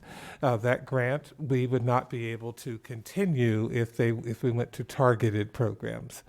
So under the proposal here, some of our schools might see slight movements in their numbers. Some will see a large movement in their numbers. One of our schools is Gombert, for example. Its number of students who are receiving free and reduced meals will go up. It also means that we would need to look at what services we're providing and what additional resources we need to put in that school. For schools that are lowering, one of the things that we have considered is how do we help that school transition from not being Title I anymore. I have seen that happen. I used to be a principal of a Title I school. And so we know that when schools move and change based upon the number of free and reduced meals, school systems will allow for a transition year to make that happen. So we're having those conversations now to look at how do we support for a school that may be seeing its numbers drop, but then also for a school that's going up, how do we also support them too? Thank you so much. No more questions. All right. So I also want to thank the members of the Boundary Committee and Dr. Talley and administration. I know that you put in lots of time and thought into this current proposal. I want to thank all the parents and community members and students who wrote to the board and posted on the webpage, or who wrote or spoke during public comment. We listen to you and we read all your comments. As others have said, changing boundaries is a very complex puzzle. And I use that word puzzle because that's exactly what it is. We've all spent countless hours staring at these maps and listening to comments at boundary meetings, et cetera. We're not going to be able to satisfy everyone. There will be people who are disappointed, and we can't satisfy every criteria, but they all were considered. Everything was important, and we got absolutely diametrically opposed comments from people. Some people want to cross 59, some other ones don't want to cross 59. Some want to be by a school they're close to, some of them want to be far away. You name the topic, and we got both sides of it. I want to say that all of our schools are great. As other people have said, our high schools, all three of them, are in the top 6% in the nation. Our schools are staffed with excellent teachers, administrators, and support staff that are equipped with the latest techniques in supporting your children, and they care deeply about helping your children achieve their greatest. So wherever you end up, it is going to be a good experience. I'm really happy with also the number of students that were decreased in the administrative proposal, and I think that helps with grandfathering because you have fewer students to worry about how to accommodate grandfathering them. I want to be clear on the proposal, the recommendation. It provides us capacity in our buildings to continue our path to reducing class size, even with the schools that have larger percentage populations. Is that correct? I'd say that's largely correct. I think we've already identified some schools where we're looking at that being a little bit more of a challenge, but we're already starting to look at what options we would have to address that. Yeah, because at one point you said we'll address capacity at some of those buildings and quote break ground. Like, so can you be a little clearer on what that means? Sure. I think as mentioned, I think what's really driving some of the larger increases in some of the years 4 and 5, and I'm looking specifically at Brookdale, Owen being the main two, but that has some spillover impact on what we recommend for Brooks. So I'll just talk about those three. What's driving those increases are currently approved and in process new developments in the Fox Valley area, and then north of Route 88 in the Citygate Center and Citygate West areas. These are developments that the board's been aware of for some time, that we've worked with the city on, that in some cases we've supported and worked tirelessly with the city of Aurora in the case of Fox Valley to develop an intergovernmental agreement and parameters around. In the case of the Citygate areas, we've maybe had a little more contentious discussions with the cities, but those are all developments that we were aware of going into this process and have started to plan for. When developers break ground, the requirement in both city ordinances is that they provide the district an economic incentive payment or a developer incentive payment to try and compensate the district for the additional students that area will generate. So when we talk about potentially having some funds available related to those developments, those are the funds we would be talking about and potentially exploring using if, again, if a building addition or reconfiguration or some other creative solution is potentially needed to help those buildings support those new students. We receive those with every development. This isn't unique to those 2 or 3 developments, but using those funds in that way would be one option.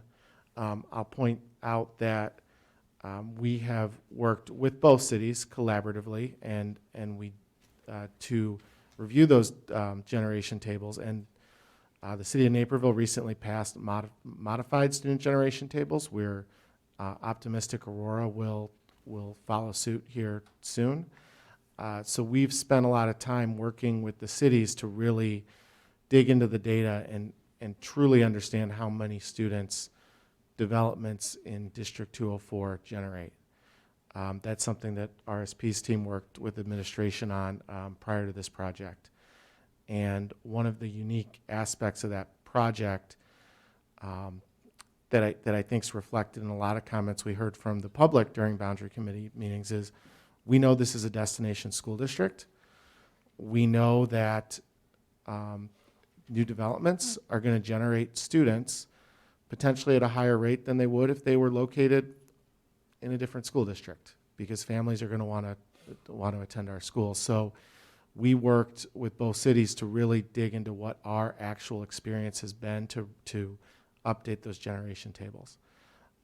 So I hope that clarifies or answers your question, President Donahue. Yes.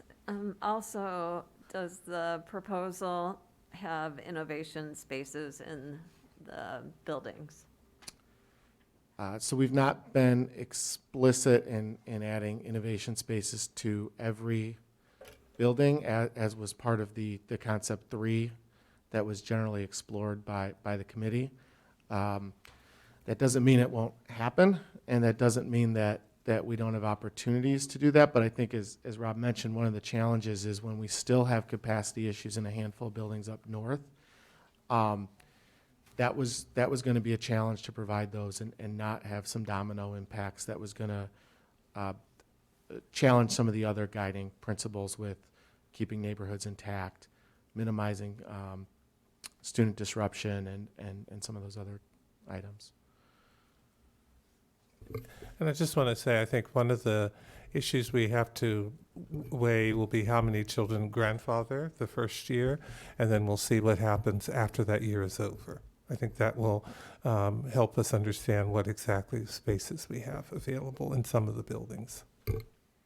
So we did discuss that building utilization has been addressed somewhat in this proposal, and it's not perfect, and the problems with trying to make it perfect were like impossible to solve, basically. But we do still have schools with significantly low student population, and I know repurposing was unpopular with the impacted neighborhoods that were associated with those schools. But having low utilization schools is problematic. There are problems that come with that, and I don't think people have a feel for that. Could you talk a little bit about that, Dr. Talley? So one of the first things that comes to mind is staffing in a school that's low enrollment. When you are looking at this, you're looking at things such as your art, music, PE positions. Low enrollment means that you are going to have part-time people in your buildings, which means the master schedule at an elementary school is going to be much different than you would if you had a full-time person in the building. So, for example, if you have someone who's shared with another school and you are sharing that person and you have that person on Mondays, think of all the holidays that fall on a Monday. The children children in the building will miss that particular special more than the other children in the other school who has that person who's there on Tuesdays and Thursdays. So the staffing issue is one of the concerns because it creates havoc with the master schedule. And then you also have the issue of larger schools. We currently have equal staffing when we think about front office staff in a building, regardless of school size, compared to a larger building. Is it appropriate that we have a smaller school is going to have the same amount of staffing as a larger school? And so what we have to do is right size our staffing in our schools. It's something that I think it's very appropriate to do at this time when we look at our schools and compare a school of 700 to a school of 260 or 270 or 300 students. And so those are just some of the things that come to mind when we're thinking about a small school. The last thing I'll say is just what are you offering in a building? You have, going back to staffing, you may have like a halftime interventionist, or you may have someone who's going to provide services to the students. And in Indian Prairie, one of the things that we have to be very mindful of is we currently if someone is half-time, they do not receive benefits. And so filling those positions, you have to connect them with other positions. Yeah, thank you. I think offering clubs too becomes difficult when you have a low population. Suddenly you don't have enough kids for some of these clubs. So it's not an ideal situation, and it is something, if our population continues to go down, that we need to look at. I told people, or you talked about the timing on the decision here. I think you expressed that it's critical that the board makes a decision on January 10th because there are all sorts of plans, very complex plans that have to be done throughout the district. And I would just emphasize to the board that we are going to vote on the 10th. There's no escaping it. And I think we all want to be done with this. It's been a very challenging process. And so I just want to emphasize that with everyone. Also on grandfathering, I know at one point in some session or something, there was a mention of maybe siblings of grandfathered children. We're not doing that. We are not doing that. Right. It just creates, because you could have a rising fifth grader who has a rising third grade sibling and a rising fourth grade sibling, and then that fourth grader will become a fifth grader the year after. How long do you continue that process? Okay, and then after the board decision on January 10th, I'm speaking in a very positive way. We will make a decision on the 10th. And then you are going to need the parents to quickly turn around and make a decision on grandfathering. Correct. We'll send something out to parents to have them let us know their decisions about grandfathering as soon after the board has made its decision. And you might not be able to talk about transportation then. It's possible that transportation won't be something that can be considered at that point in time. People have to make a decision on whether they want their child grandfathered or not, regardless of transportation. Decisions cannot be changed. It is, as I mentioned in my notes, it impacts staffing in our schools, schedules, and everything of that nature. We are, as Matt has mentioned, we are trying to crunch the numbers now to make so that people will be informed, but they have to make the decision on do they want their child grandfathered or not. So are there any other comments or questions? I know it's super late. I was going to ask a question. Okay, go ahead. Really quick. I don't know if administration has talked about this yet with the building leaders, so if you can't answer this, please don't. But I know when we did tweaks to elementary between 2012 and 2018, we had some welcome sessions for those students that were changing schools so they can go and visit their principal, get to know their school.